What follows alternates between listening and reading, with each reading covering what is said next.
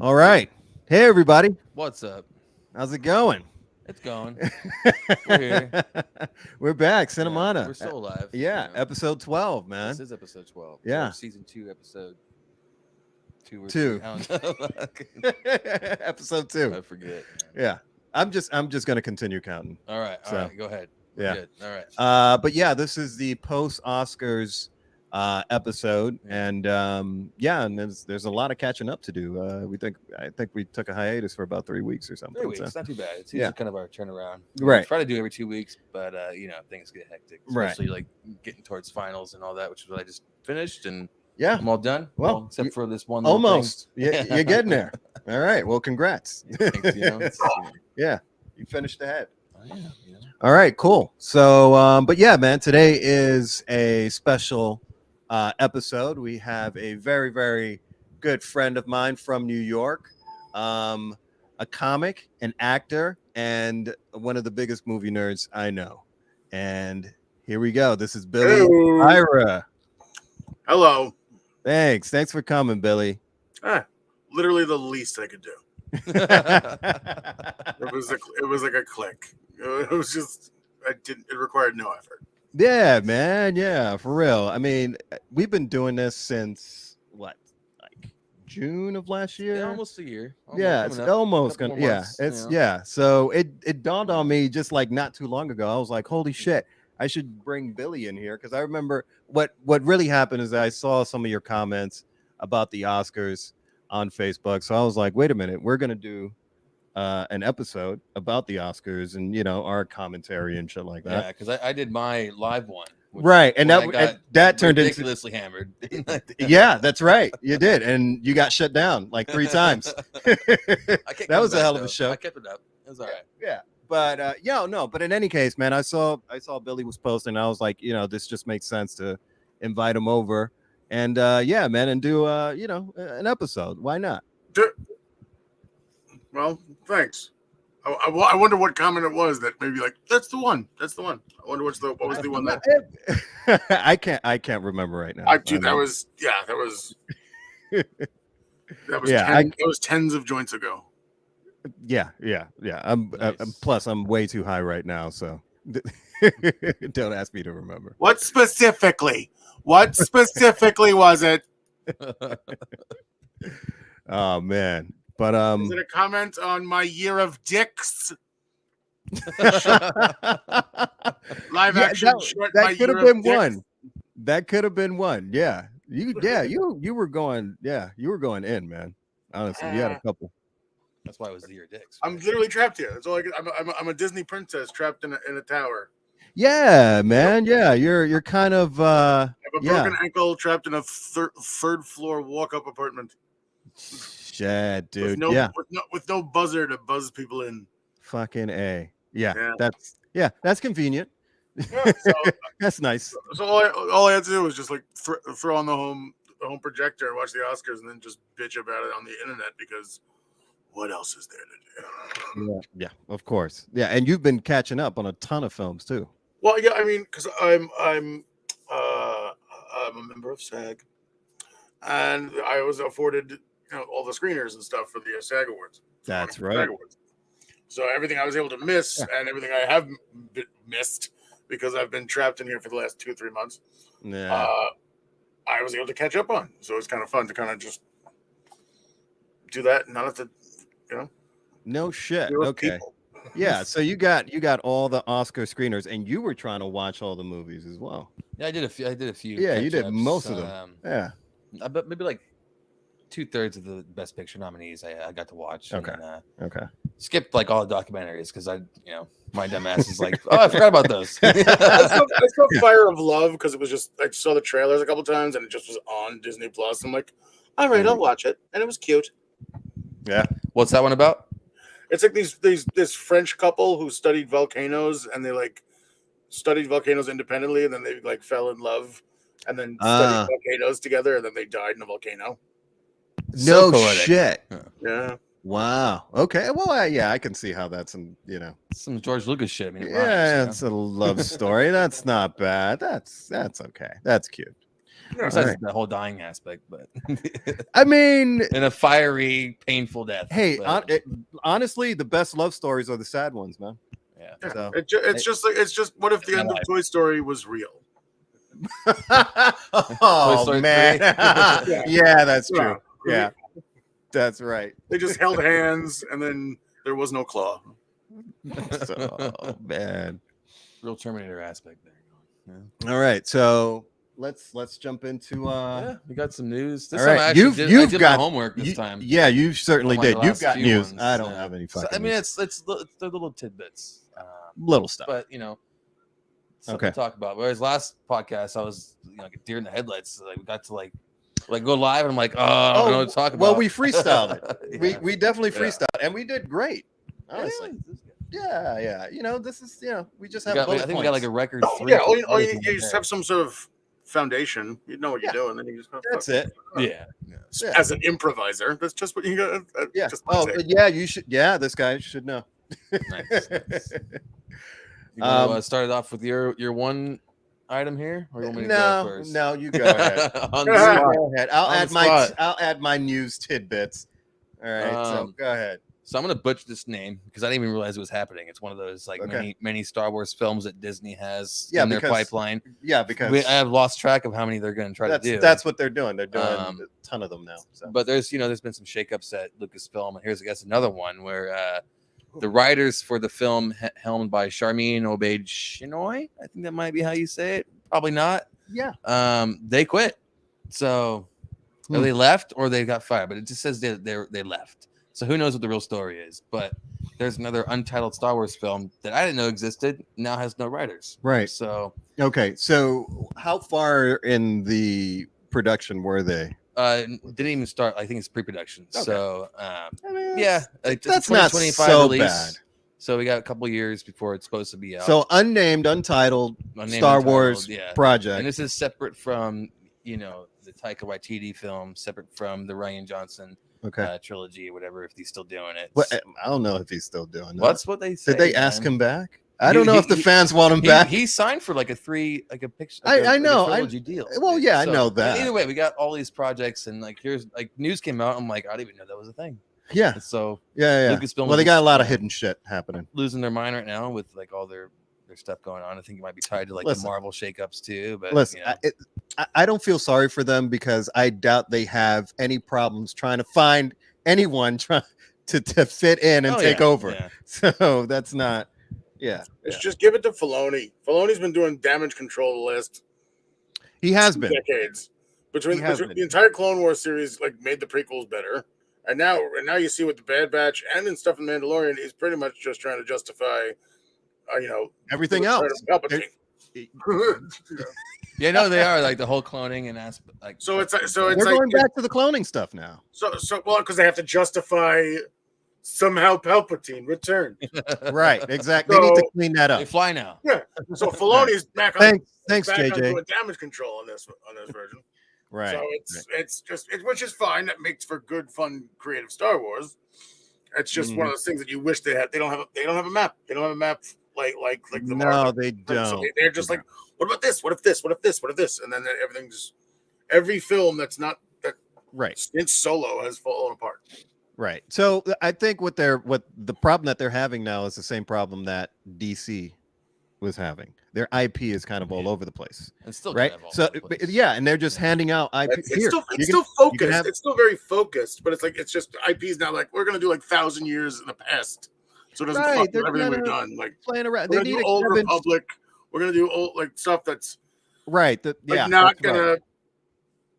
The collaboration. What we're doing. Or is it the Acolyte somewhere? The Acolyte is before Phantom Menace. So my theory is that because the way they laid the timeline out, which is shortly before Phantom Menace, is it's going to tie into like the rise of Palpatine and his like minglings, right? With basically creating Anakin Skywalker. Yeah, and that's not bad. Like, was it Palpatine and Plagueis?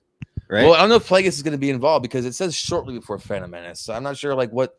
All the old canon's gone. Right, you're right. We don't know. You're right. When it has, I mean, I'm pretty sure Palpatine is still going to be the one who killed his master, and all that stuff. So yeah, everybody knows that. But who knows if he'll show up, and who knows if he'll even be a Moon? So you know, Yeah, well, yeah, because they've been switching things around. Yeah. I don't know. It seems like Star Wars is having the same problem DC is having, and the same problem Marvel had a couple of years back before they had a Kevin Feige. And it sounds like Star Wars needs a Kevin Feige. And it would make sense if it was either Favreau or Filoni. However, they do have their hands tied. You know, they are the messiahs, yeah. somewhat of the Star Wars. I wouldn't say all of it, but you know, a chunk of it. They are kind of Disney Plus, because that was right. Mandalorian, Right. Yeah. like debuted about a month before Rise of Skywalker came out. Right.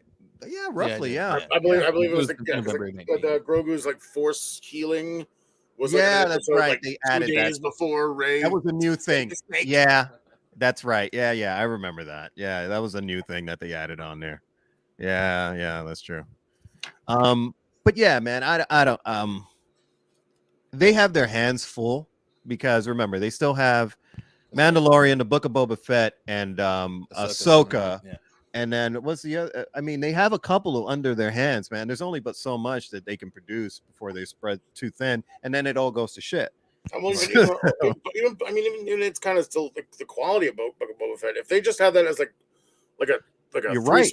If they did it as just kind of like those Marvel specials, like a 370-minute special of just the Dances with Wolves with the Sand People, and then just mixed into the Lawrence of Arabia with the Sand People.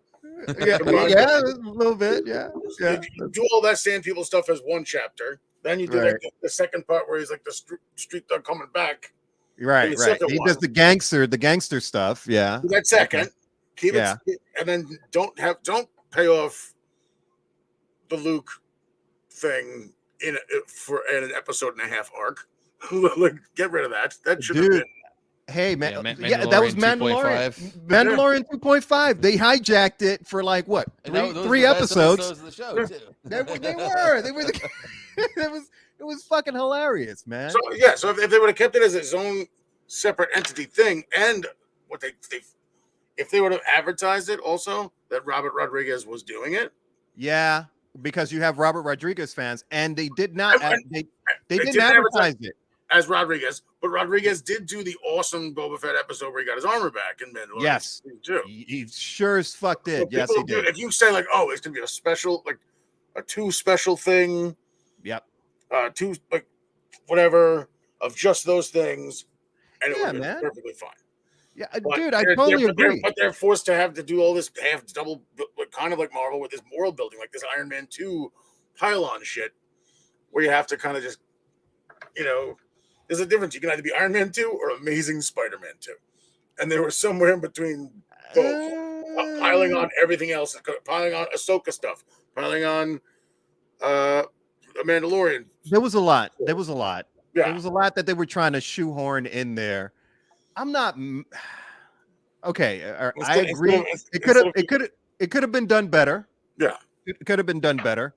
I'm not mad that they did it though. No. There's greatness there. Right. It's just. It could have been done better. But if there was like a Feige, if there was right, somebody an all-seeing eye, right? Yeah, to a Sauron to kind of. Make sure everything is in focus, Yeah. No, I agree. I mean, it should be Filoni, even to like. To be honest, it should be Favreau. It should be Favreau because he's the oldest one that has the most experience in the production world.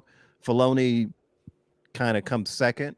So if in a perfect world, I say Filoni should look over some of the series, and Favreau should look over all. I think it should be like the entire. He should be the Kevin Feige of. I think it should Star be like Wars. Filoni is in charge of the story, and Favreau is in charge of the whole bringing things together in a producer aspect. Right. Right. Because Filoni is like the. Well, he's a nerd. Yeah, they're both Lucas's like chosen replacement too. Yeah, that's So- true. Yeah. He And definitely got the thumbs up. He from cares him. about Star Wars more than probably anybody who's involved with those productions. Well, he's the nerd. He's Yeah. the geek that knows all the And I little know- fucking yeah. details and all the books and the And I expanded imagine that, like, universe. and also like all the expansion of Jedi lore. I imagine the Ahsoka's going to be absolutely nuts. 100%. And I don't know if you've seen like this, because like what Billy was talking about with like having to shoehorn all these little things in there to set up the other series. Right. Yeah. But they They're are. starting to do that with this season of Mandalorian. Right? Yeah, with the space Purgils. whales. Yeah. A space whale. Yeah. That's true. Because that's what And the Ezra pirates saw. and the pirates too. I don't know if they're Well, going to at be the a end big of thing. Rebels, if you watch that series, Right. Thrawn and Ezra get taken away by the space whales, the Purgils. Yeah. So when Grogu sees them, he's all like, "Oh shit, these guys are crazy looking," and he like There's freaks out. right. He That's- freaks out and then he fans, goes in. the Yeah. truth, like the hardcore fans, They know what they're that like, is. Oh shit, they did the Leo DiCaprio moment, and they're like, "Oh shit, there's that," Yeah, if you watch any of the reactions. So here's another theory. Like we'll get while we're on the subject, Yeah. though, is like that when Mando's helping out Bo and like those Empire, like the TIE fighters come in. Oh, that was great. And they're like, "Oh, those are too many to be just like some random warlord." There's a theory out there that that's actually Thrawn's like armada coming back. That's a stretch. That's a stretch. It looked the ship looked more separatist. It looked like it was just reclaimed separatist bullshit. Not the one with the crazy With Moss Man. Yeah, not the Mossman guy, but later on when you had the actual TIE fighters come in a fleet, and then the bombers came in and bombed Right, I saw Bo-Katan right, and then stuff. she was going after them. Yeah. And then they would. So we never saw that mothership. No, because So, they were in the yeah. clouds. So there's they were coming out of the There's some clouds. theorizing out there that it might be. That's Thrawn's a conspiracy theory. I don't know. That's a bit of a reach. But it would make sense that Lucasfilm would do something like that to set up for Ahsoka. So Well, honestly, the Ahsoka series is going to talk about that. And they'll probably shoehorn new trilogy stuff in there by having like Thrawn be the one helping do the fucking armada at Exegol. Oh, yeah. They need to explain that because that popped out. That came out of nowhere. What the like fuck? the hundreds of like world planet Killing ships out of nowhere. What the shit? What? Thanks, J.J. Abrams, for randomly throwing this shit. Well, I think it was more so like Confusing the shit it was so out of much. I don't think it was so much him as it was like probably Kathleen Kennedy being like, we need to wrap this up. Like they didn't go in with the trilogy with a plan, so they had to just they let Ryan Johnson be original, great, and then they just had to be like, oh fuck that, let's wrap it up. Now hold on, all up, and it was just. Now wait a minute. Now, was there? This is something that's been flying around, but was there something that was already written by Lucas, as far as this Sequels? Yeah, the trilogy. There's Yeah, a treatment. the sequels. yeah. So what the fuck? That's my question. What the fuck? Why would they- Kathleen just completely ignore that and then just be completely stuck? I imagine it was probably more not just her decision, but also maybe like those who bought. Yeah, like they had Oh, this. okay. They The wanted to- We want stakeholders. to make things our way, Yeah, not use somebody else's stuff. Yeah, the guy, the stock. That's why they canceled out the entire book canon and stuff. They're like, that doesn't exist. Which fucking those sucks. are legends. That's what, but that sucks. That sucks. They would have been better off if they actually. well, that's what they do. Like Filoni's really smart. That like he's from the Legends canon. He's picking little bits, and he's like He is. almost He very is. very Feige like, very Feige-esque, where you're picking like random like characters from this story arc of this comic book and this story arc of this comic book, and using for the source. Like he's being smart by bringing in Legends characters in a new light, and making them like re-canon. As you should, because there's a fan base there, and that's who you're appealing to at the end of the day. That's to me. I mean, these executives sometimes I don't understand their reasoning, because it's like, oh, we're going to wipe the slate clean, and we're going to do this, and we're going to overhaul the whole thing, and not do the books, and I'm like, well, there's a fan base. So if you're smart and you're a businessman, like you say, you should appeal to the fan base and just do something that kind of works. It's already there. I mean, yeah, it's already there, but also like if you remember like what Lucas said about it too, he said that he considers it like kind of glorified fan fiction, and he's like, there's some good ideas there about the EU stuff, because he didn't have Okay, fair fair enough. enough. Control of that. Yeah, and it was kind of all over the place in certain aspects. but basically his idea was okay. Take the Yeah, best. where R5 was a Jedi droid. his idea was like take the best of it and then use what sounds good. But the whole just to wholly just like to be like, oh fuck all that. Nah, we're just gonna do our own thing. Yeah. But not only that, but also my biggest point was the fact that there was a treatment written. Yeah. And Lucas had something. And it sounded really cool. Right. So it was like why not? What's just going have on? somebody else write the dialogue. But well, again, like it was like the prequels, he had no one to say no to him. So Right. I think it was, and they were like kind of looked down upon. So probably when they bought the IP, they're like, he still got that stang of the other prequels on him. Let's let someone else try. Let's clean it a little bit. Yeah, let's have some. Yeah, try something new. Should have been like, all right, you know what? Let's do like 3.5 billion, and then you use my treatment. And then that's what right. Yeah. JJ got like the Kasdans. 3.5. He got JJ got the Kasdans, like the guy who wrote Empire, and his son, I believe, wrote Force Awakens. I believe. Interesting. So it was one of those like, oh no, we're not going with Lucas, but we're going with the Empire guy. You loved Empire, right? Yeah, everyone did kind of. So that's why I get that. Okay, that's how they got around the just sticking it to Lucas. To be like, no, Lucas is great, but we're gonna go with the Empire guy. We just one step. There's also one step to this side. All those shakeups too at the beginning of like the sequel trilogy, like when Colin Trevorrow was supposed to do episode 8 or episode 9 or whatever. And then we just went back and forth. Like originally, I think it was supposed to be JJ like for all 3, and then that's right. And then they just like I guess Hollywood happened. Because Trevorrow had a movie that tanked. It was it was the some kid. But also he did the fucking Jurassic World stuff too, and I think one was like kind of shit the bed. He did I remember that. He did the first one. He only did the first one. Oh yeah, first one. Okay. And that's what made him be like, oh, they're gonna get it for Star Wars. And then he did like a little small movie before he was about to do the Star Wars, and that fucking shit the bed. And they're like, Star Wars, like, all right, no. Yeah, like the Game of Thrones guys. I mean, we can tie this in. We could tie this right into. It's my first time, and I can do this. We could tie this into Ellison's news since we're talking the Star Wars thing. You were saying you put your little thing that you're saying that the Daniels are going to be right. That's right. So the Daniels, that's right. So the Daniels are going to be doing Star Wars Skeleton Crew, which is going to be a whole separate thing, a whole separate series. Is this live action or animated? This is live action. Well, and they put up, they had a quote I just before the show started actually on Joe Blow. Don't worry, our next film will be an original Daniels project, so you can stop worrying and don't bother me about it. LOL, all of us adding us about getting sucked up by the corporate machine can chill. These headlines are always misleading, Kwan wrote. Don't worry, we aren't working on a whole series. We guest directed one episode. John Watts approached us to do an episode a while ago before Everything Everywhere All at Once came out.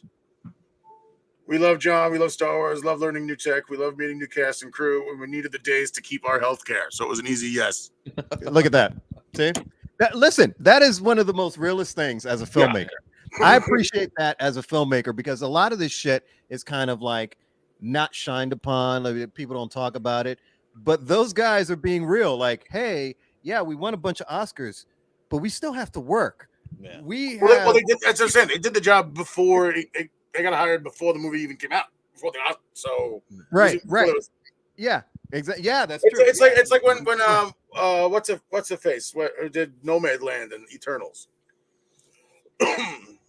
She won the best. She's the second woman ever to win. Oh yeah. Best director. What's her face? Chloe Zhao. Chloe Zhao. Yeah. So she was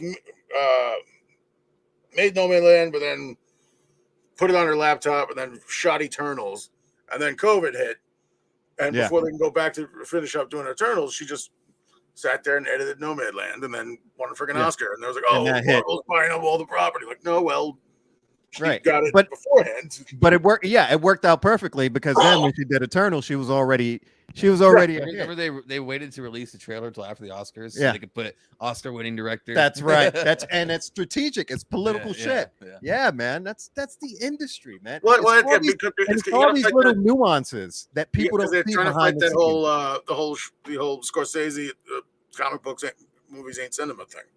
Oh, that fucking thing. Wait. So what is your point about that?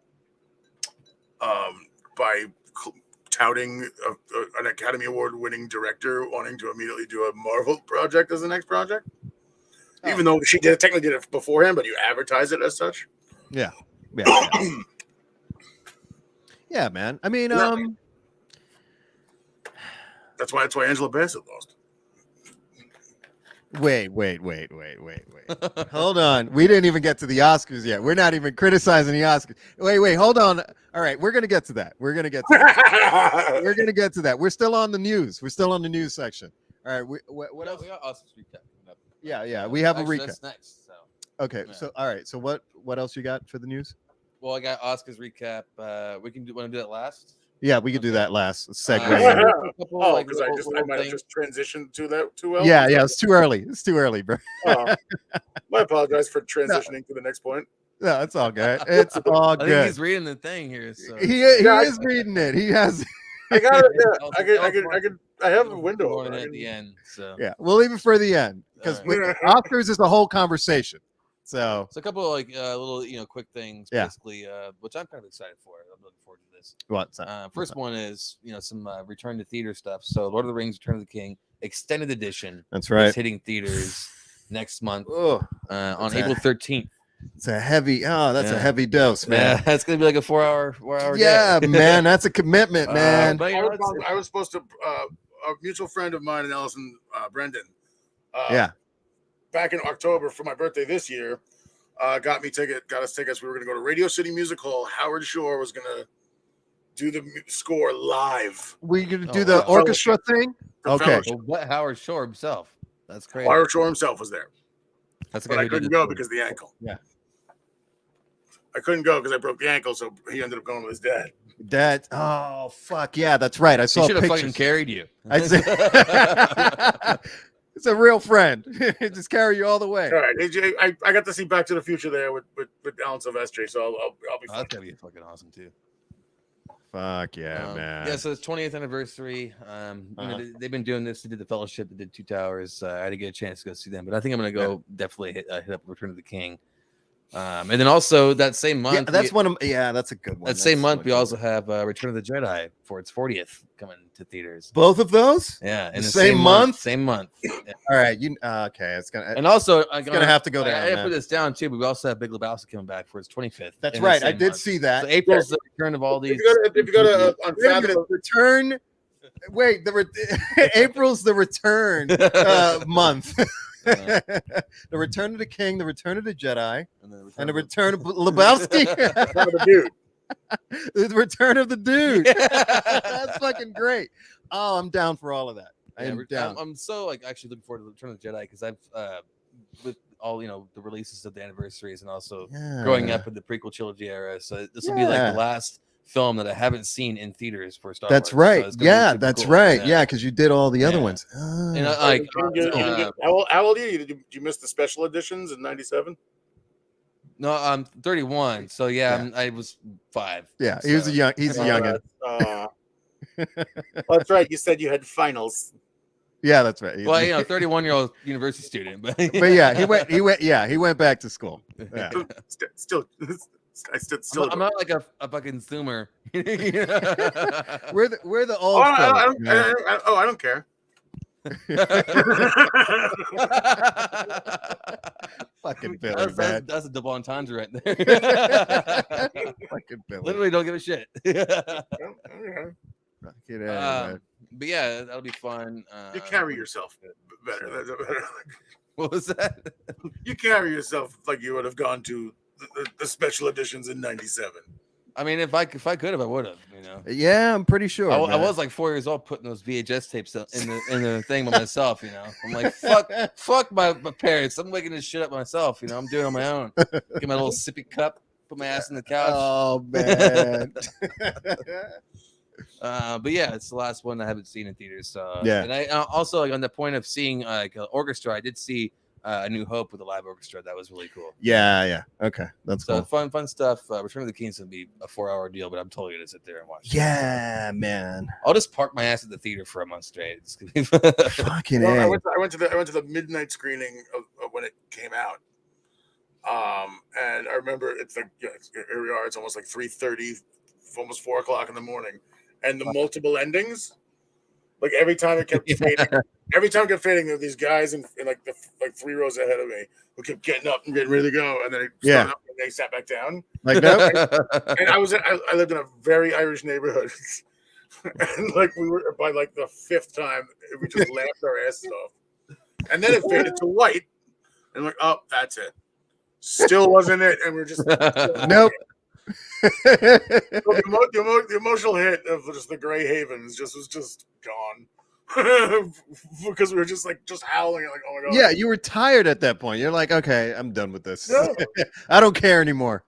I wonder if that was like a total Peter Jackson thing too, because if you watch like the pickup shots of Frodo, and it was the last time they ever filmed, and Peter Jackson just keeps going take after take after take. Yeah, because he didn't want it to end. He wanted to keep going. So maybe man? that's part of why he did that.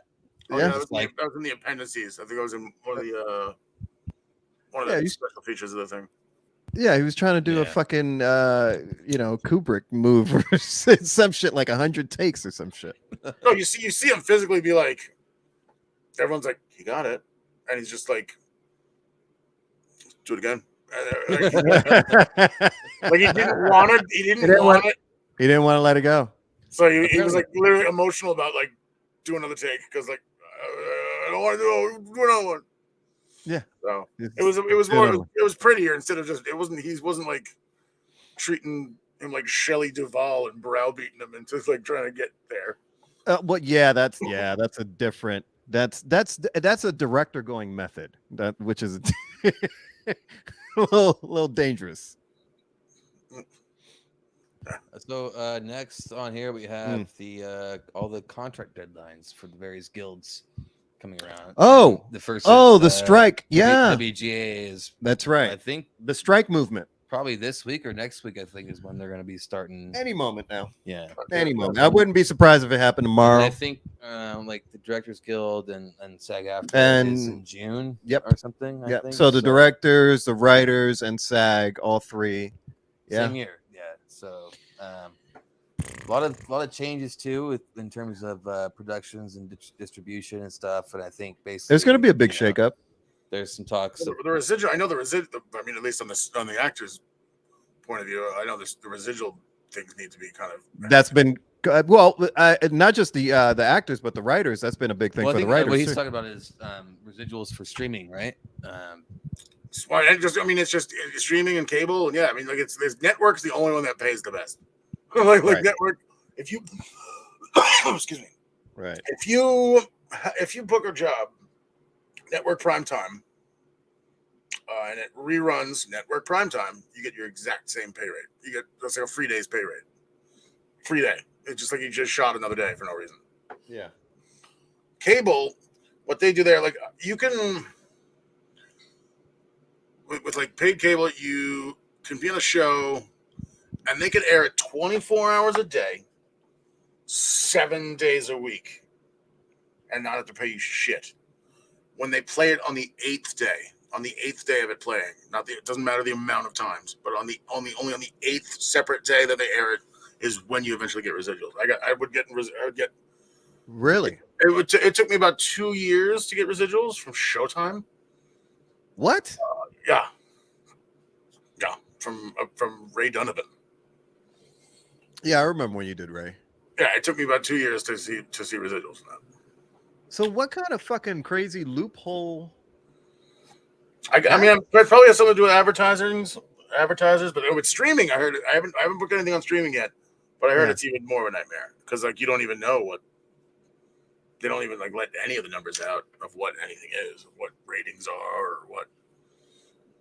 How many times, how many views are done? It doesn't matter what day it is. Yeah, it's not airing at a certain time. It's just Yeah. Right. There's no schedule. However, but that's still bullshit because there's metrics to all of it. Well, and also now they get these streaming, some of these streaming sites now are even have like pay tiers where you can have where there are commercials. So Right. if you're not getting if you know the streaming service is getting paid for that, but we're not getting paid.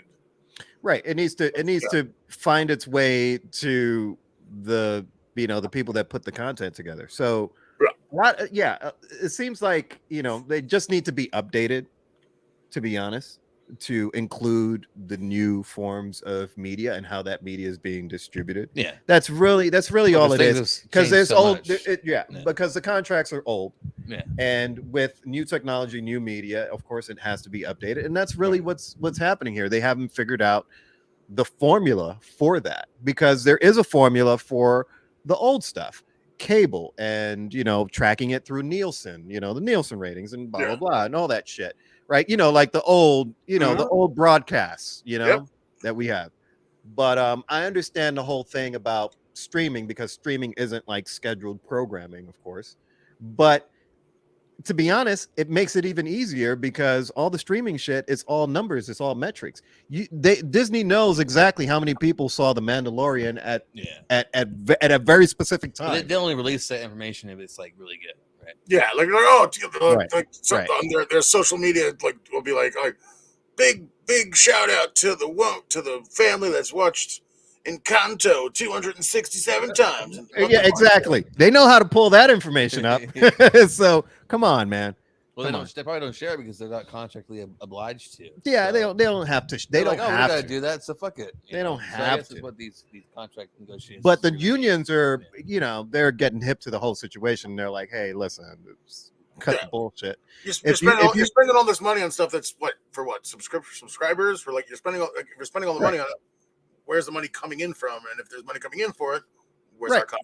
It should be right, exactly. Because hey, where'd you get this content? Oh, people put that together. Oh, how many put? Oh, there's a crew. You make a $20 million Netflix movie or whatever. Right. You're gonna get $20 million worth of new subscribers. Where's this coming in? Why? Right. Where's your return on investment? And where's our cut? That's it. They just need to rework that. But it just seems like it's in limbo right now. But no, there's gonna be a big shakeup, man. Yeah, and there has to be. The first one is the writers, and I think it goes into SAG and DGA. Yeah. Afterwards. I was surprised. I mean, SAG was getting. I thought it was good. It wasn't. We had some problems during COVID because like the way we had a new election for the president of SAG, and in that same time, and they changed the medical coverage to like the minimum was like you have to make like $15,000 a year or something like that in order to be eligible for their coverage, and they bumped it up to like 23,000 in August of 2020. When nobody was working that year. When there wasn't going to be any work for the next 18 months or so immediately and the new plan also like cuts got rid of the plan where you had like retired seniors who were just living off their residuals. If they made 15,000 in residuals, they were still eligible for the medical plan, but the residual thing was wiped out, so it left like a bunch of like Ed Asner before he died was like all like screaming about it, like this is bullshit for like us who've worked for years, and now we gotta like like I'm 90, I don't want to go to work anymore. Dude, no, and not everybody was working, man. I mean, it was fucked. It was fucked because it was like, oh, we have to make this amount to cover health insurance when there's only like 2 to 3 months worth of production gonna go on in this calendar year. That's bullshit. Is that guy still president? No, now it's Fran Drescher. No way. Yeah. If that wasn't a joke. Yeah, it was between the nanny and Matthew Modine, and Fran Drescher won. I would have taken Matthew Modine. Oh, a lot of us were very much for Modine. No shit. That is fucking hilarious. Like Vincent D'Onofrio put out like a whole like video, like supporting Modine, and I was like bringing it back to Kubrick, made me be like, oh, look at them, Joker and Pyle. Look at that, Pyle supporting Joker. Yeah, right. Yeah, Hell yeah, back in the day. hell yeah. Oh man, That makes me. I'm gonna vote for Modine. that's crazy. That's the goddamn nanny. No shit. Well, I guess her laugh did it. You know, her beautiful laugh. All right, let's move on. All right. I guess next thing, I just added this earlier. I guess I saw some articles about how Dwayne Johnson's ego crippled the productions of. I heard about that. Of Shazam 2 and Black Adam. wouldn't be surprised. Wouldn't put it past him. Yeah. So having seen Shazam 2. Oh, you've seen it? No. Like he didn't ruin it. But what the reason why it underperformed is because they're universe rebuilding, and they've already established that this doesn't matter. It doesn't matter anymore. You know, so this is Dark Phoenix. This is New Mutants all over again. It's both. Yeah, it's. But that being said, I don't get it. It's fun. It's fun. Like, and I don't doubt that. It's just it's late. It's too late. Right. And I don't doubt that. And it's, you know what? And these are kind of leftovers from the Snyderverse, right? Because you have two of them. You have this and then the Flash. Right. Yes. Which has these Snyderverse cameos and how it was supposed to all tie in and all of that shit. And it's not going to anymore. Well, okay, so Tom Cruise apparently has seen The Flash, and he says it's a banger of a film. So I don't know. He says it's a banger of a film. The guy who likes to run fast in movies, like the Run Fast movie. Clearly. Yeah, pretty much. I'm looking forward to The Flash just to see Michael Keaton as Batman again. That's basically what I'm looking forward to. Yeah, I'm looking forward to too. But supposedly this is like a reboot. But I guess they did do some reshoots on it. Yeah. So maybe they're going to use those reshoots to kind of set up this new universe. That's exactly what is the Flash famous for in these comic books? Resetting the universe. That's right. Flashpoint. That's right. That's what he does. It seems like a very Flashpoint film. So I think that's exactly what they're going to do. They're going to Flashpoint the shit out of it. That's what Gunn said in his little digital TED talk like a month and a half ago or whatever. Yeah. When he laid out the slate, he was saying, "Yep, Flash is going to be the reset for the whole." But then you still have Aquaman. Yeah, and then Well, and Gal Gadot, right? So. Oh no, not just Aquaman, but then the Suicide Squad, Blue Beetle. The Suicide Squad is still intact. And Peacemaker and Peacemaker, that's still intact. So come on. Well, yeah, and then that's what's confusing about because in Shazam, yes, Rock didn't want to do a cameo for Shazam, and didn't want a Shazam cameo in Black Adam. That's just the beef.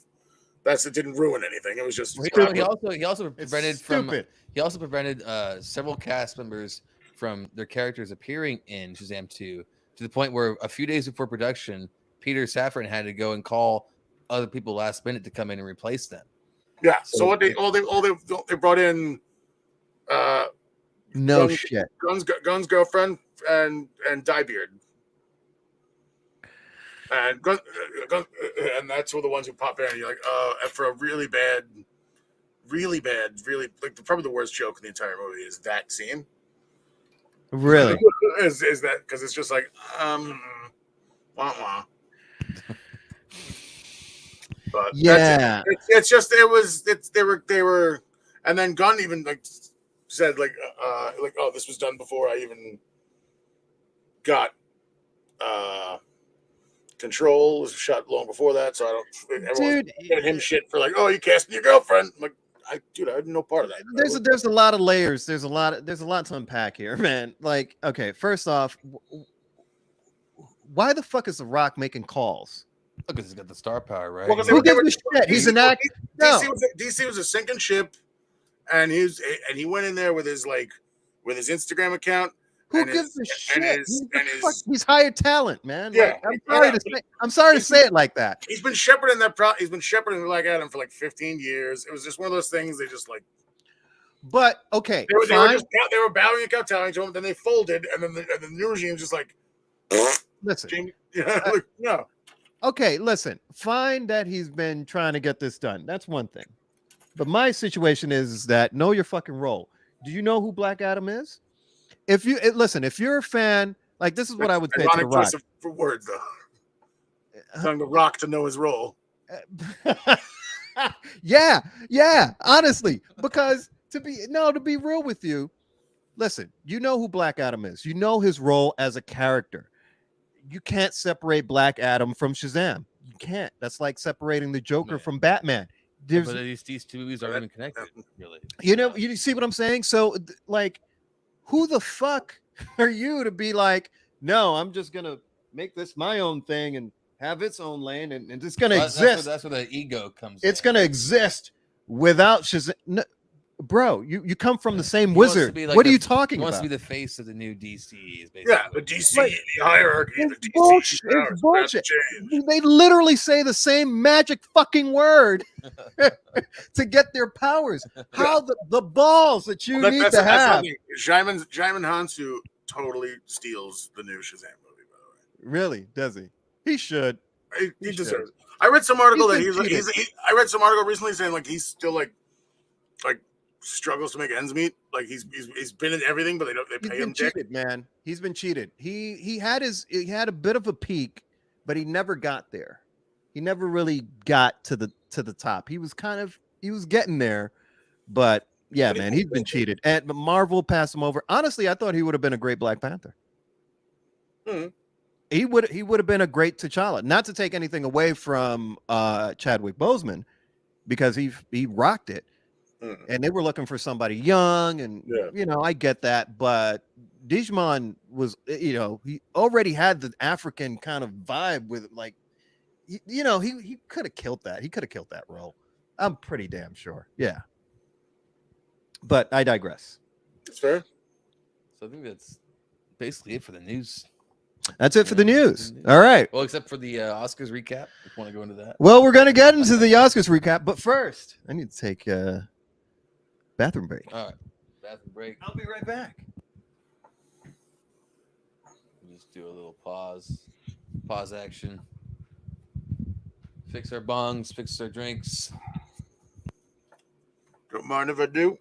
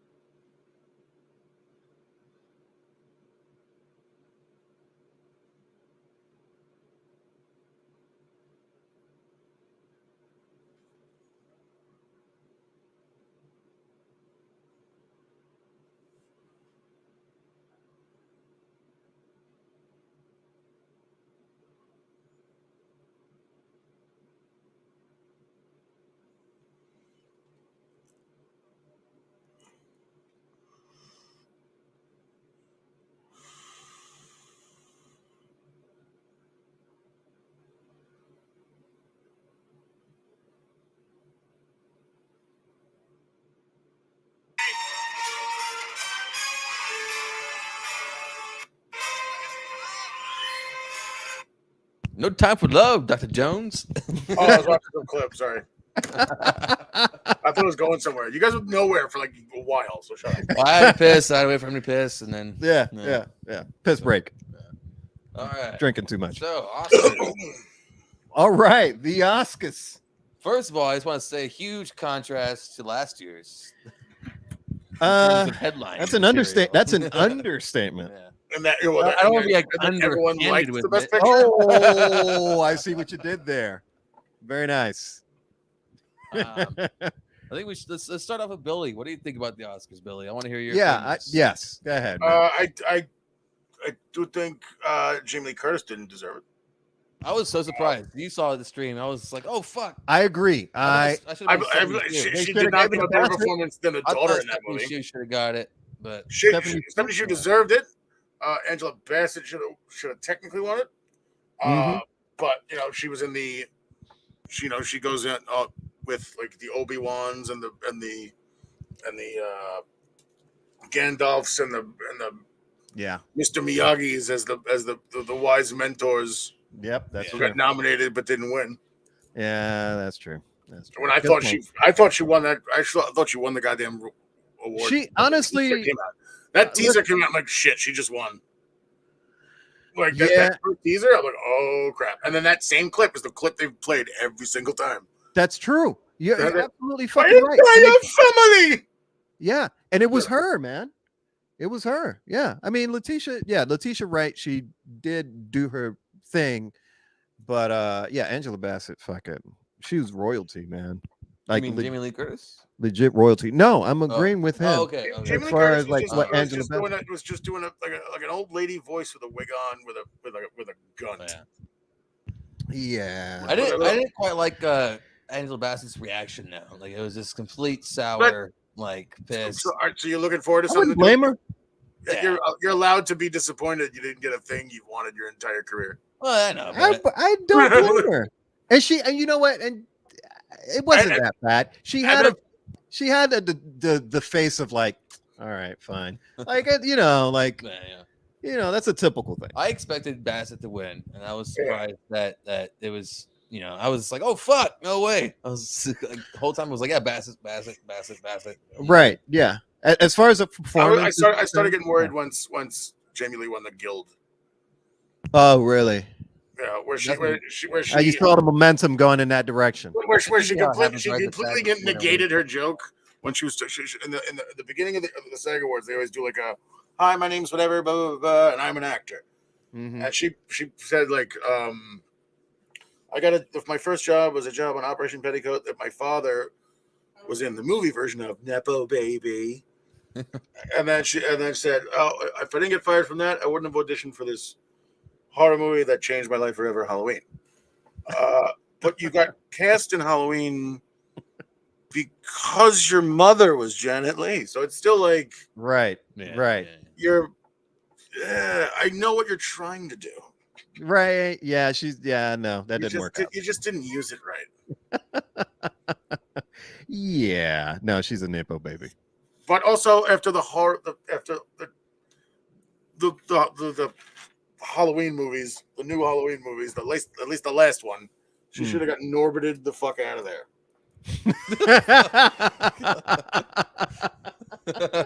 Norbit the fuck out of there? Yeah, because when Eddie Murphy got nominated for the Academy Award, and then while everyone was like, he was doing the rounds, and like, yep, you should vote for me, fucking Norbit comes out, and everyone's like, oh, yeah, no. Like, yeah, we forgot about this, but no, this doesn't work out. Yeah. What a brilliant comeback. Oh, you've learned nothing. Oh, man. I mean, I thought Eddie Redmayne was going to do that with Jupiter Ascending. That piece of crap. Yeah, that was bad. That came out nice idea though, but didn't pan out. What, the rollerblading Channing Tatum wolf was a nice idea? I get the premise where they were going. It was just badly executed. Honestly, it was it could have been a nice space opera, it kind of captured a little bit of my imagination, but yeah, badly executed. Yeah.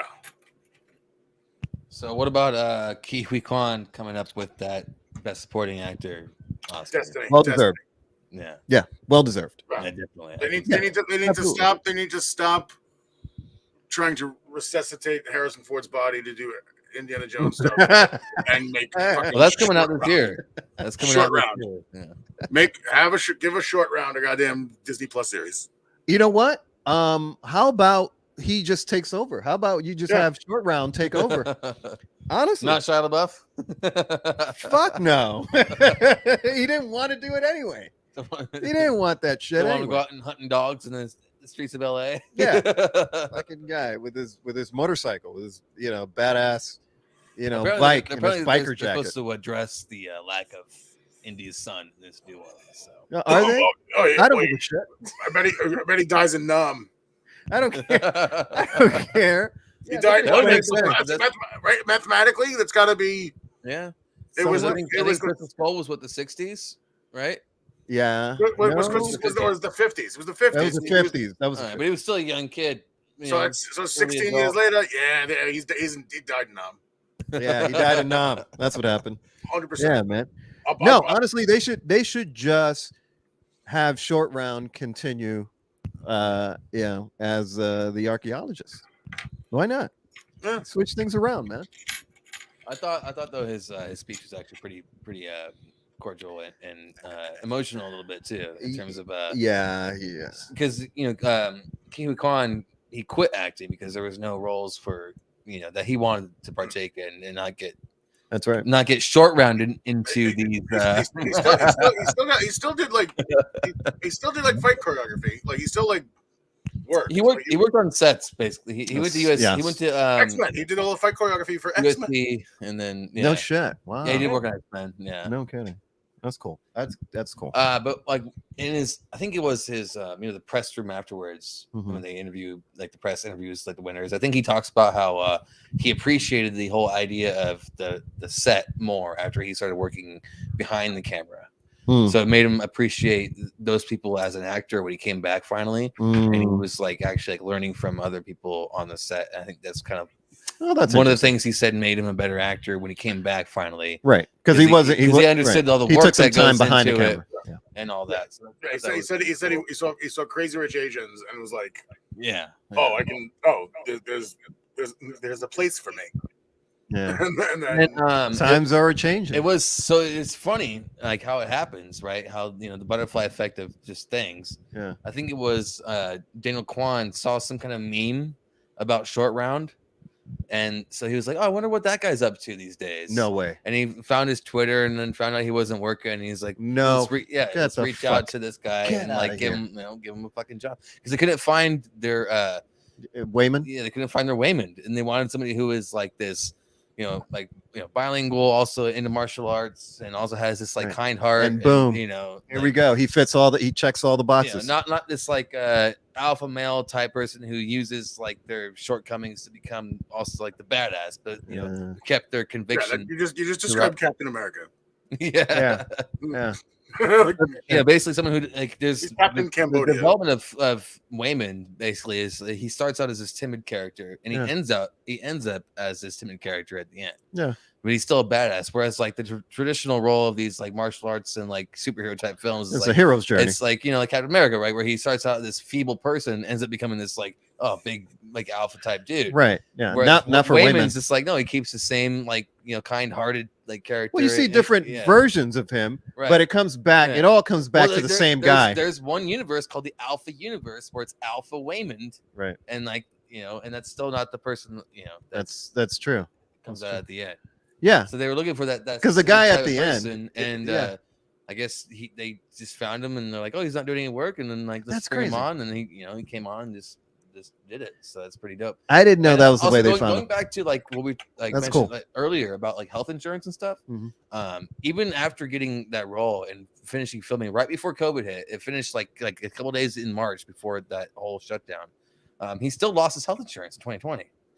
So because it's before it released, right? So he got that one role, then wasn't getting any other roles, right? And then he lost it. He lost his health insurance in between wrapping up and filming it. Look at that! Yeah, you make a movie like that. Yeah, and you just so like on his just better not get in that sick pe- or press- injured. that presser he fucking did insane. like after he won the award, like in that room. Yeah. He was like, I'm so used to calling my agent and being like, they'd be like, oh, I don't know, I'll keep an eye out.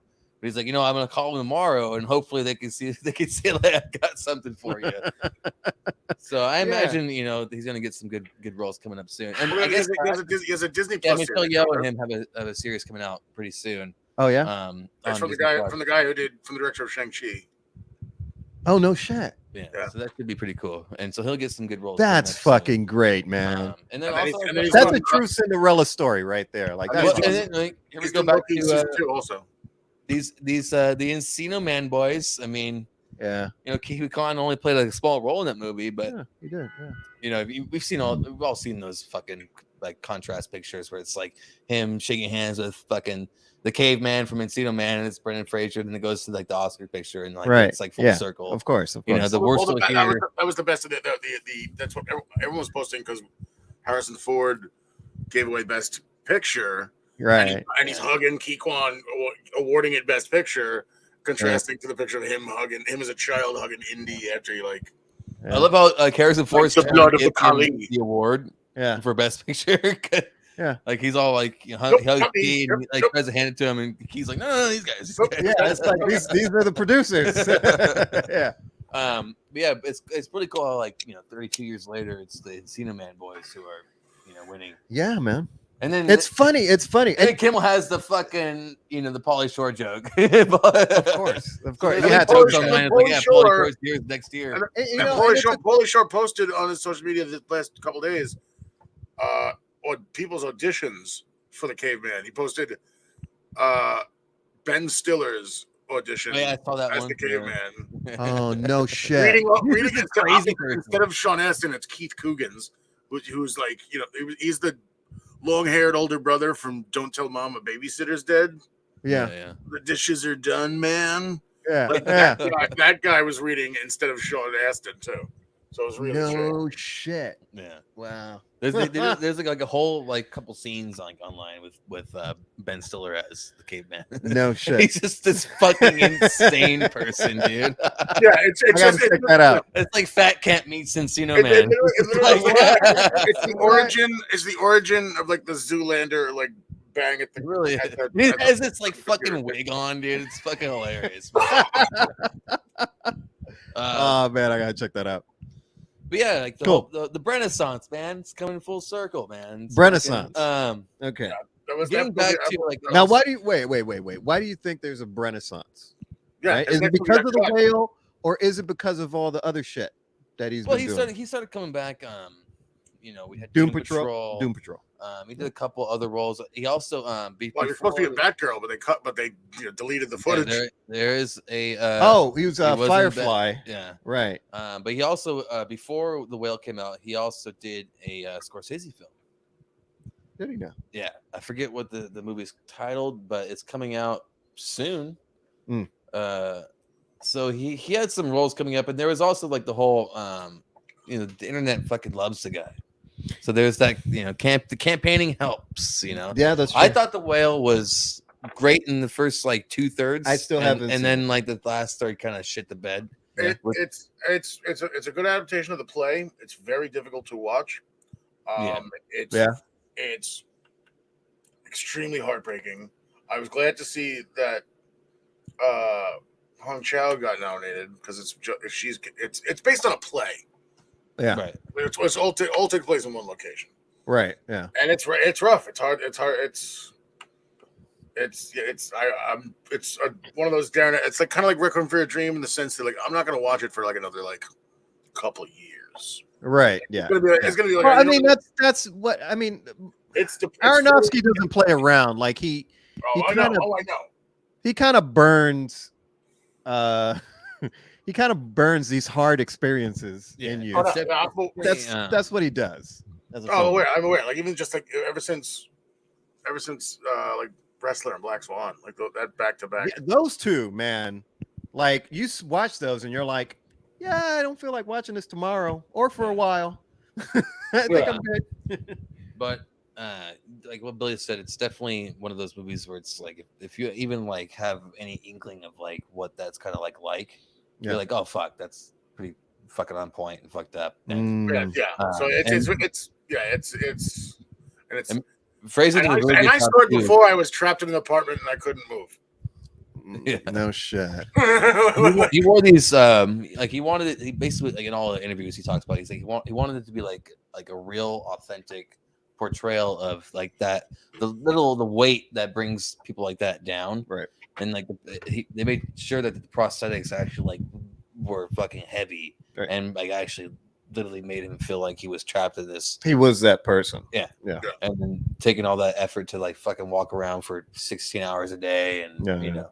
Yeah. And if you watch the film, it's like you can't even really tell that they're prosthetics. It looks really it's blended in. Like it's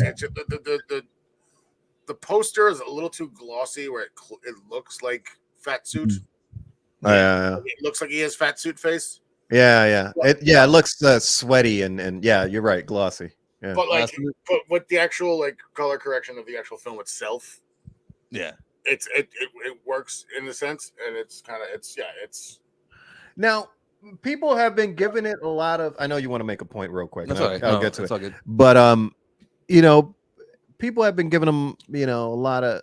There's a lot of critiques about this film. They're saying it's gratuitous.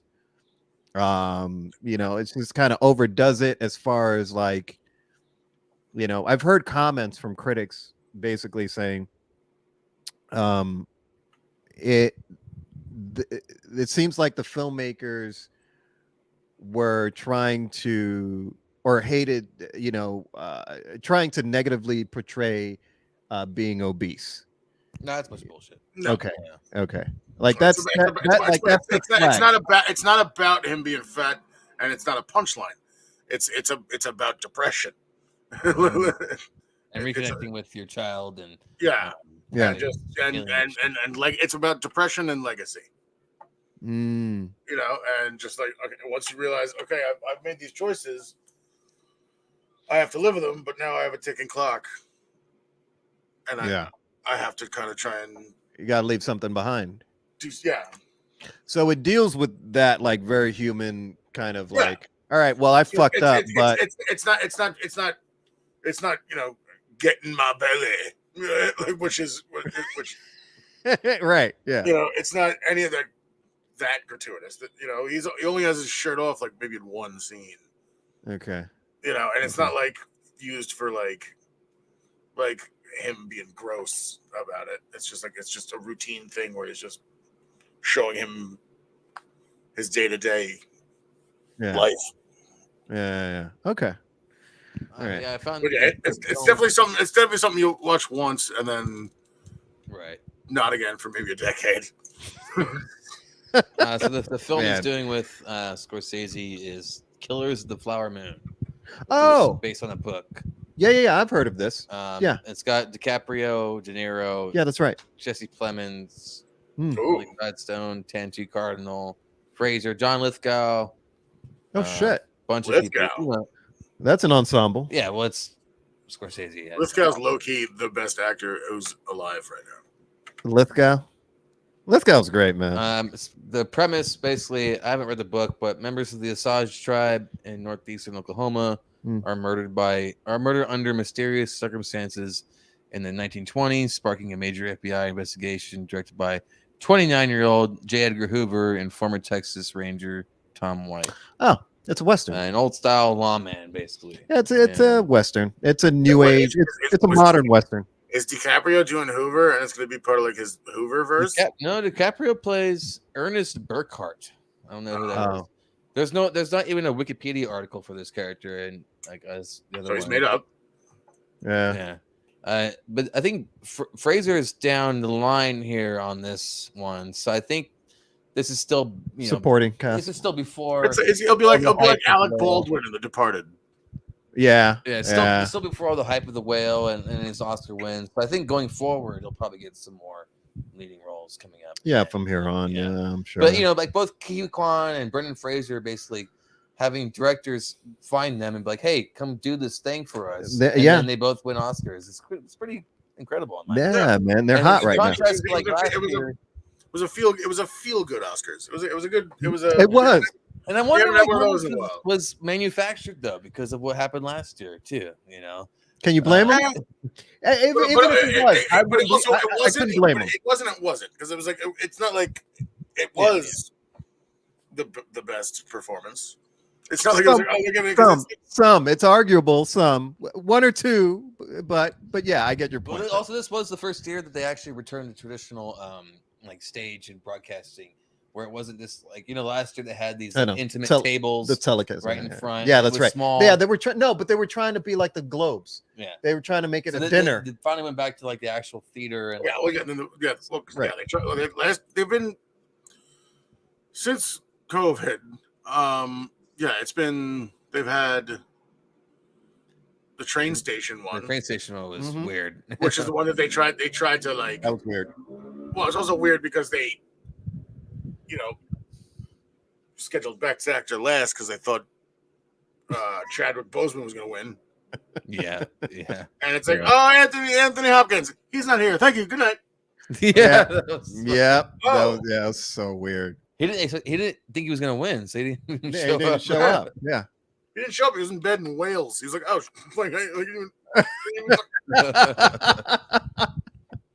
oh man. So and they did Best Actor last that year.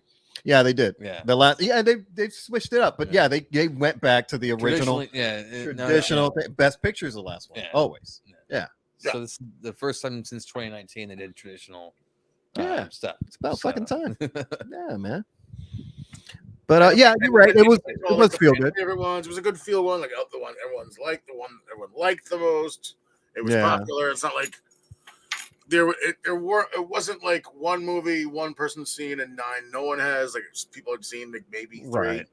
Right. Yeah. Like Everything Everywhere All at Once has won more awards now than Return of the King. So it beat Return of the King for most. I told you most awarded film of all time. I told you that shit on Oscar night. Yeah, man. That's because all awards, not Return just of the King had no acting nominations. Yeah. So for the Academy, they won Best Picture, Best Director, Best Actress, Best Supporting Actor, Best Supporting Actress, Best Screenplay, Best Film Editing, Best Original Score, Best Original Song, Best Costume Design. All the big ones, yeah. Yeah, pretty much. No, nominated. Sorry, they won except editing, for screenplay, no cinematography. So Wakanda Forever won costume design, but they won 7 out of 11 of their nominations. Yeah. Whereas Return of the King won 11 of 11. Okay. But didn't have any acting nominations. Yeah. Right. Yeah. Not even for our boy fucking Aragorn, man. Like I would have said you bowed to no one. I would have put Sean Astin Best Supporting Actor. Yeah. Honestly, yeah. Well, especially because like Samwise Gamgee is the main character for Lord of the Rings, as quoted by Tolkien himself. Okay, knock it off, please. No, I won't accept that. What? I will not accept that. You won't accept the master of the craft? No, not in that case. I agree to disagree. Frodo, all the way. Team Frodo. Fucking Team Froyo. Oh man, but no, the Oscars were solid, man. Yeah, it was no complaints other than just that one, like just that one. It's not even like she was robbed. I'm not angry about it. It was just like, all right. Yeah, I mean, it kind of is what it is, It's a supporting role, so it's. But it was fun to just everything hit, everything was great. Yeah. It was just cool. I did find it fun. It was funny. All Quiet and Western Front winning a whole bunch. And they won best cinematography. Yeah, which is fine. But they also won best score. And me and my roommate were just howling with laughter because every time someone would win, it would just be the same fucking 3 notes. Like, and we're laughing at this and like best score. And we're thinking, it's gonna go to John Williams. It'll be like, because he's gonna like die soon. Here's one more for John Williams. That's Here, right. All Quiet. We're like just less howling with laughter. Oh, that was the one. That was the one thing I was just like, I didn't. All right. Yeah. Yeah. I'm surprised like John Williams was even there in the crowd, man. Like, he's fucking 94 years old or What's some he, shit. yeah, man. What the hell is he 53. doing? And so he Academy Award said he was nominated. gonna quit, right? Yeah. And then he came back later. He's like, you know what? I'm not gonna quit. No, he couldn't stop. No, he couldn't stop. I mean, I think they might sneak some more Star Wars stuff out of him because they might try to he was squeeze gonna it go out. back to the stage, and then he said, you know what? I'm in my 90s. Fuck it. Is he doing Indiana Jones and the He whatever is. the fuck? Yeah. What was it called? He is. Yeah. What is it called now? What's the new indie thing? Oh, Indiana Dial Jones. of Destiny. Indiana Jones and everything everywhere all at once. Oh, Jesus Christ. I wouldn't be surprised at this point. But Indy goes into the It is a time multiverse. travel film. It is a time travel film. It's got the What? it's got the there's a girl from flashback. Fleabag. I forget what's her name. The girl from Fleabag. I know. who you're talking about. Bridge. Phoebe Waller-Bridge? Waller-Bridge is his protege in the film. So I think she's going to be the one that takes over the helm. Which- Oh. Which is kind of funny Star Wars wise because she's The Dial of Destiny. It's she's called. the computer system for the Falcon. Yeah. Oh. Interesting. Donald Glover's love interest. No fucking shit. That's hilarious. Yeah, remember when C-3PO was like, "Oh, the I know. Falcon's talking to me." I know. That's who it is. That's fucking hilarious. Oh, that's great. Yeah. I love Although that. they had a falling out. They were supposed to do a Mr. and Mrs. Smith series on Amazon together, and they had a falling out. Lover so and it falling Bridget. apart. Brid- Yeah. Oh wow. Oh no shit. So this new indie movie has Mads Mikkelsen, Phoebe Waller-Bridge, Interesting. Antonio Banderas, What? and then some. Zorro and Indiana Jones. Oh, that's interesting. Oh, John Rhys Davies is back as his character Salah. Indy. Oh, hey, nice. Oh, well, yeah, man. He's kind of ridiculous. a staple. Some old names, some new names. Okay. That's what But you no fucking short round, man. Maybe there's because it's also not Spielberg. It's Right. I was gonna ask, like, is Spielberg involved in this? Well, he no, might it's be what's his EP name who on did it, right? Logan. Oh, that guy. Yeah, that He dude might that be did an Logan. EP on it. Let's see here. EP, No, probably. he's not. There's no. What? There, George Lucas. No, that's just based. Well, I mean, on- that's his property. Of course. Kathleen Kennedy is the good old producer. There we go. Kathleen's just grabbing up all. But it's what's his name? Who did Logan and the James Mangold. Yes. James Mangold. Yeah, that's right. That's right. Yeah. It has 4 writers. I don't know how I feel about that's that. okay. So the first one could have been written by a duo, and it's being rewritten by a duo. You don't know if it's ampersand, and But they do. Like we see the trailer. They do go back in time. They de-age Ford. They go back to like Raiders of the Lost It's a Ark. flashback. It'll go back. It's Okay. No, they don't go back in time. No, they go. It's called the Dial of Destiny, dude. They go back in time. No. Yes, they go back in man, time, they dude. can't. No, you don't tell me Yes, that shit. dude.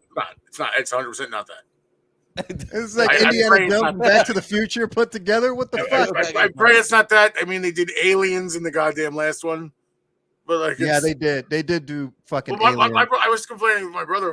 My brother, who's like 15 years older than I am, when we were talking about it. What do you think? He's like, yeah, I liked it. I'm like, I don't know, man. Aliens a little bit far fetched, and he looked at me and was like, is it any more far fetched than God? And I was Yeah, just like, pretty much. oh, yeah, you're right. It's a whole Yeah, man in the pretty sky. much. Yeah, because there was a whole lot of magic Yeah. in the first original ones. So True story. Oh, good call. But I don't think it's time travel. I think it's like just they're flashing back to bullshit that he did like during the war, or like de-aging for like war shit. There's articles out there that think it's gonna be a time travel. yeah, Because it's like, what is like the secondary title always about, right? It's always about like something like an object or like a point, right? So the Right. Dial of Destiny, the Dial of Destiny, right? yeah, no. All right, Listen, the last $5. Crusade, the last $5. Last Crusade It had could be nothing. a phone. It could be a phone. Look, It could be a the Temple of Doom and the Last Crusade were very vague. All right, we didn't find out what the MacGuffin was until we were like Well, it was the Two-thirds. Because Two-thirds into the film, and this was their last crusade, or was it? Wait, Mads Mikkelsen described his Nazi, and that was about the Holy Grail. The Here we go. Last Crusade Here's was another about the point. Holy Ready? Grail. Mads Mikkelsen quoted as described his Nazi villain Voller as a man who would like to correct some of the mistakes of the past. Ooh, That's like Nazism. That's just sounds- Nazism. that sounds like time Nazi. travel. Sounds like time travel. That sounds like Nazis trying to time travel, man. Have you seen Iron Sky? Oh, I've seen the Iron Sky. that was actually a good bad movie. I haven't seen the second one, but I haven't seen. That was a good bad movie, man. All right. Well, I'm convinced it's time travel. You know. Okay. All I right. I see where you're getting it from, though. Yeah. We'll come back. We'll come back in 6 months. Yeah, that's true. Or Yeah, whatever the hell it comes revisit this. Yeah, we'll dial it back in then. out. Huh? Hey, it's destiny. I see what you did there. I see what you did there. Density. All right, moving along. You're my density. What else we got? What else we got? That's- Our reviews. Okay, I started the first one off. You start this one off. Our reviews. Okay. Yeah, you go with the Creed. Okay. So, Hey, all right. So That's brisk, baby. we're good. We're good. that was a good callback, actually. I remember that commercial. That was fucking great. Just do something to Hey, drink. Now that Yeah, it's over. Hey, it Brisk ain't iced over. tea? Give me something to drink. brisk, yeah, the brisk iced tea. Yeah, it was a little Brisk iced tea. claymation. Brisk, baby. I remember that. Oh man, that was a good one. All right, so I did see Creed 3. Okay. I give it 3 out of 5 stars. Well, that's fine. Yeah. It's Rocky 9. Like I didn't expect it to be. You know what? I found myself trying to like this film, and I just didn't. I wasn't too invested into it. You know, like it was okay. It was a nice story. Does it suffer without Stallone? A little bit. Yeah. A little bit because I was hoping without the Stallone they'd have like Clubber Lang. So we got Clubber Kang. Kono fool.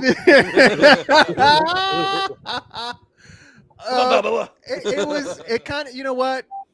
A little bit kind of felt that way. It kind of did. It did seem like it did seem like a cover for that, honestly, because it was reskinned in a way. So I see that. They have the Drago. I see that. The Drago kid in, right?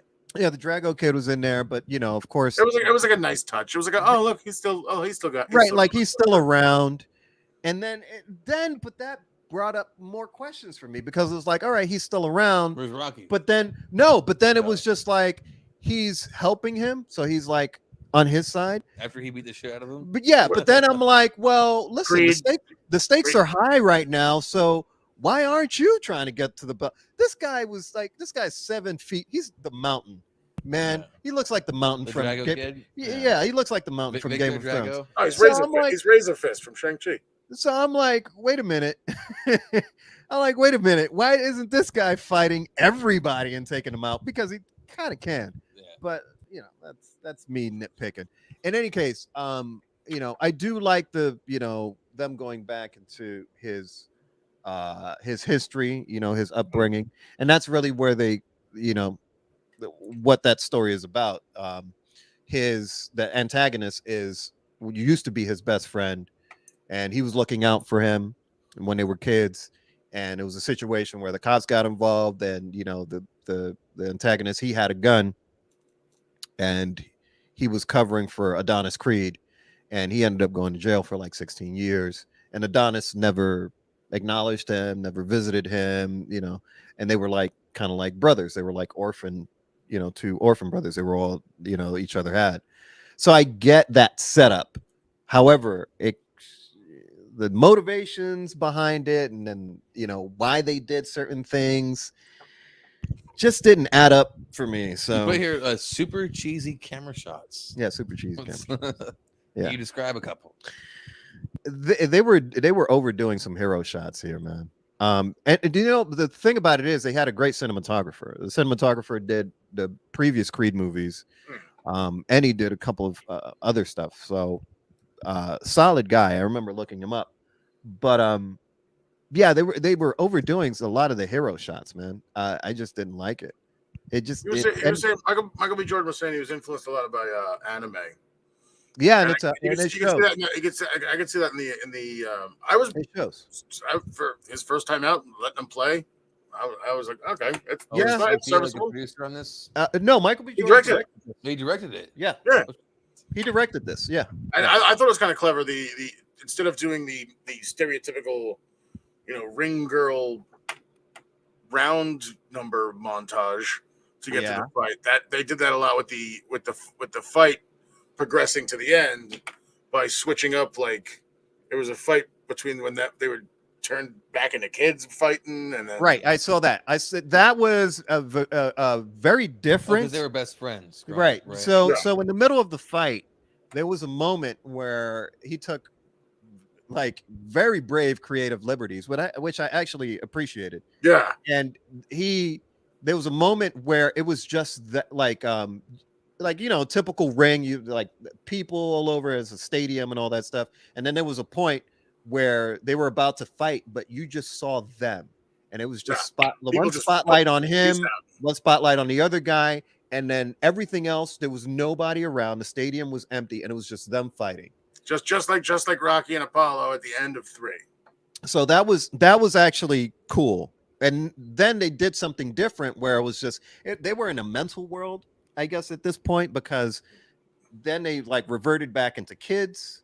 And then at one point, Adonis got punched, and then he was like stumbling back, and he stumbled back onto the jail bars, right? So he hit, and then it was like jail bars behind him, and it was So it was like a vision thing, right? It seemed like a kind of a vision thing, but then they and then after that they kind of snapped back into reality and stuff. So it was pretty creative, and they got some points for that. It was all right. It was all right. But no, some other shots were just cheesy as fuck, and I just couldn't forgive it. No. I mean, for like I said, for Rocky 9 and a first time filmmaker and the guy who right was literally taking up the mantle now because Stallone directed 4 out of the 6. Yeah, and then Coogler took the other 2. I'm saying. I'm saying no. He did 4 of the other 6. The other 2 were John Avildsen did 1 and 5. Oh, okay. The first few, right? Yeah. Okay. So it's kind of. I thought it was a neat kind of like gimmick for him to be like, oh, his first film out is going to be Creed, which is just what Stallone did. Which I was like, oh, that's an interesting. Yeah, I thought I was. Yeah, it was cheesy. It was fun, but it's Rocky 9, so I was like, I enjoyed it. He didn't do a terrible job. No. He did a decent job. I give him that. He actually did. It's a really great Hennessy commercial. Yeah. There's that. Yeah, it's product placement, of course. Yeah, they actually. Yeah, it was just kind of blatant. I fucking hated that shit. Yeah, first the ring is a Hennessy ring. Then it's like they're at the Hennessy after party. Yeah. Then it's like, oh, I've had a long hard. No, day. and then when he first came to his house, and he went to that little shrine, that little boxing shrine, he's like, "What's this?" There's a bottle of Hennessy. Nice What's framing. this? Hennessy? Right, it's nicely framed in the shot.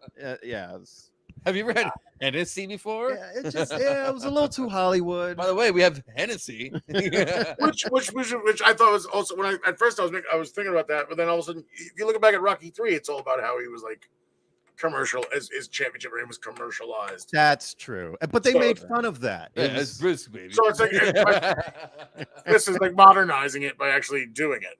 But yeah, no satire though. Yeah. Yeah. So three that stars. 3 stars, man. I gotta see it still. I haven't been to the theater in like a month and a half, 2 months. It's been the most like biggest break of theater going for me for like. Yeah, you're usually on point. Yeah. But I have been keeping up with like streaming stuff. So. Yeah. You have no excuse. Billy has a busted leg, and he makes it to the theaters every 2 days, man. No, You not know even what? not that much. I've tried to That's why we have go. Billy here tonight. You know, he's helping me out by There my you go. shortcomings. Yeah. He's between the two of us, he's watched he's watched everything we've watched I'm and then watching, I'm some. watching all the old shit. I'm like watching like fucking Goonies and stuff. I'm like, Oh no, yeah, I Goonies. balance it You're out. working backwards. I balance it out. The other what was it? The day after St. Patty's Day, I was hungover as balls, and so I just smoked 3 joints and watched 4 Children of the Corn films. Oh, Nice. jeez. But sometimes I watch horse shit with my new shit. You do. You watch a lot of shit, man. A lot of stuff. What's a newer film that you watched recently that you were surprised by, or you want to talk about, or like you left? A newer one? I mean, Yeah. I've just mostly. I got hurt on the 5th, so I had to see Megan online. Yeah, you saw. Yeah. Or any film, whether it's old or new. Oh, that's vague. Oh, you just brought the perspective like, oh, something in the last 3 months to I thought you didn't have anything, so that's why I was like giving you a leeway. But if you, all right, well, sorry, rephrase the question again one more time. what's one movie that you saw recently, whether it's new or old, that you want to like mention? Yeah, that you want to talk about. Oh, what was it? You know, it was just something I just had an inkling for that I had to just watch. I haven't seen it in a long time, and it still kind of quasi holds up. Richard Donner's Assassins. Sylvester Stallone. I remember that. Antonio Banderas. Yeah. Julianne Moore. Yeah, that's right. Assassins. I remember that. That's an old movie. Yeah. I was raised very obsessive compulsively. Like when I'd go to my father, when I go to his place on the weekends, we'd have the same schedule of Friday, pick me up. We'd rent 3 movies at Blockbuster, watch 2 of them, watch the other one the next morning, go to a movie, watch Saturday Night Live, rent 3 more, watch those 3 Sunday, and I go home. So I'd have 7 movies Saturday Night Live a weekend, every weekend for 10 years. Yeah. See this? Yeah. So that's a lot of 90s horse shit that I've had to consume. Yeah. One of which is a really cheesy Sylvester Stallone action movie. Just anything in Stallone's canon. Like, it's just Demolition Man. I loved Demolition Man. Demolition Man is a better is weird because it's an action movie that's known more for its good writing than its action. Name a great action set piece from Demolition Man. Exactly. Hold on. Wait. How do you use the 3 seashells? Exactly. Nobody knows. That's fucking funny. Okay. Also, the AR sex scene. Oh yeah, that's right. That's actually Or the VR. Yeah. It was the VR AR. I think it's. I think the YouTube, AR. the honest trailers, bit of both. trailers of Demolition Man about a couple weeks ago. I think. Apparently, Assassins was written by the Wachowskis too. Yeah, that's right. Yeah. The Wachowskis wrote that. Yeah. And it's fun. They still have they still have bad, weird 90s tech where they're just like tapping away on laptops in like 1995, and there's just still bricks. There's this thing in like modern films and stuff where it's a lot of plots that would have been instantly solved back in the day by cell phones. Yep, pretty much. It's like now it's harder to write. There's a lot of movies that don't age well. Yeah, I mean now it's harder to write the aura of disbelief because it's like, oh, we have technology. And it's like, oh yeah, there's a problem. It's like a phone call. Yeah, just take care. I remember like even that's been the truth for years now. I remember in like the late 2000s, early 2010s. There was this online video. It was a send up on 24, but it was like 24, but in the 90s. So it's like, oh, I got to defuse this bomb. Shit, hold on. And then he'd go outside, and then I had to crawl down this fire escape, and then go to a payphone, and go to the payphone, and call them up. Finally get them online. Hold on, I gotta check online. It takes me fucking 10 minutes to get online. Like I can't get online. Like, oh shit. I'm like, oh, I'll do that. And he runs upstairs and it blows up. Oh my god. Yeah, pretty much. Yeah, pretty much. Yeah, man. There was a lot of shit you had to do. You know, you had to fucking payphones. You had to use payphones. But it's funny watching older movies with new stuff, because if you watch Leprechaun from 1991, Jennifer Aniston has a cell phone. And in the middle of Idaho, calls it and it works fine. No shit. There's no problem with it. I call bullshit on that. Yeah. That's not it got like destroyed eventually, but like it was just one of those like, oh, when people are like, oh, use your portable phone. Oh yeah, you're right. Portable phone. Oh man. Yeah, that's what they used to call it. Fucking A. All right. So okay. Next on yours is Cocaine Bear. All right. So yeah. Well, we were talking about Creed 3. Yeah. So I thought we were done. all right. So no. Yeah. So yeah, that's Creed 3 is like 3 stars. That's fine. Cocaine Bear. 2 stars. 2 stars. Wow. Apparently, it wasn't what you expected. There were so I didn't know what to expect. Hold on. I didn't know what to expect going into this fucking thing. However, I was more confused and scratching my head than anything else. I mean, there were some moments where I was just laughing at the fucking ridiculous silliness of it. But yeah, a large majority of it, I was like, what the fuck am I watching right now? It just got absurd. It just got absurd. Yeah, and it turned into a shit show. However, it was still kind of pretty entertaining. One part that kind of threw me back and I didn't know how to digest was there was a part where there's some kids involved. It says kids eat Coke right here. They eat Coke, man. And there's these kids. There's a scene where these kids eat Coke. Now I get the premise because the mother's trying to save the kids, so the kids are a plot device. Yeah. You know, so that kind of ties in the story. But they find a brick of Coke and the kids actually eat the shit. And I'm like, what? Like just eat it? Like no, but they're like, playing nice dinner, Mom. Thank you. Like, no. So they're in the woods, right? Right. I gotta set up the situation because you don't know what I'm talking about. But like, okay, so the story is that there's a plane that has a ton of cocaine on the plane, right? You know the premise. Yeah. And it's like a DB Cooper but with Coke. Right. Yeah, exactly. But the guy doesn't disappear, he dies, and the Coke is spread throughout this forest, national park, right? So these kids, it's the bare necessities, right? Yeah, those are bare necessities. Billy's like, come on. So, all right. So there's a bear sniffing the woods. It gets so stupid. This movie is so stupid. So there's a brick. You know, they're bricks. House. They land all over the place. So these kids, right? These kids are like in the woods. They find a brick, right? And then they rip it open or whatever, and then one of them knows what it is, right? But they never done it before, and they have a knife. One of the kids has a knife. He's like a Boy Scout or some shit, and they don't know how to do cocaine. One of the kids is lying. He's like, "Yeah, I've done it all the time." He's bullshitting.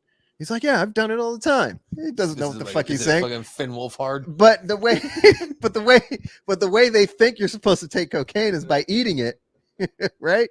So that's what they do. And they're like, oh, yeah, let's just do it. Okay. Yeah, neither of them knows.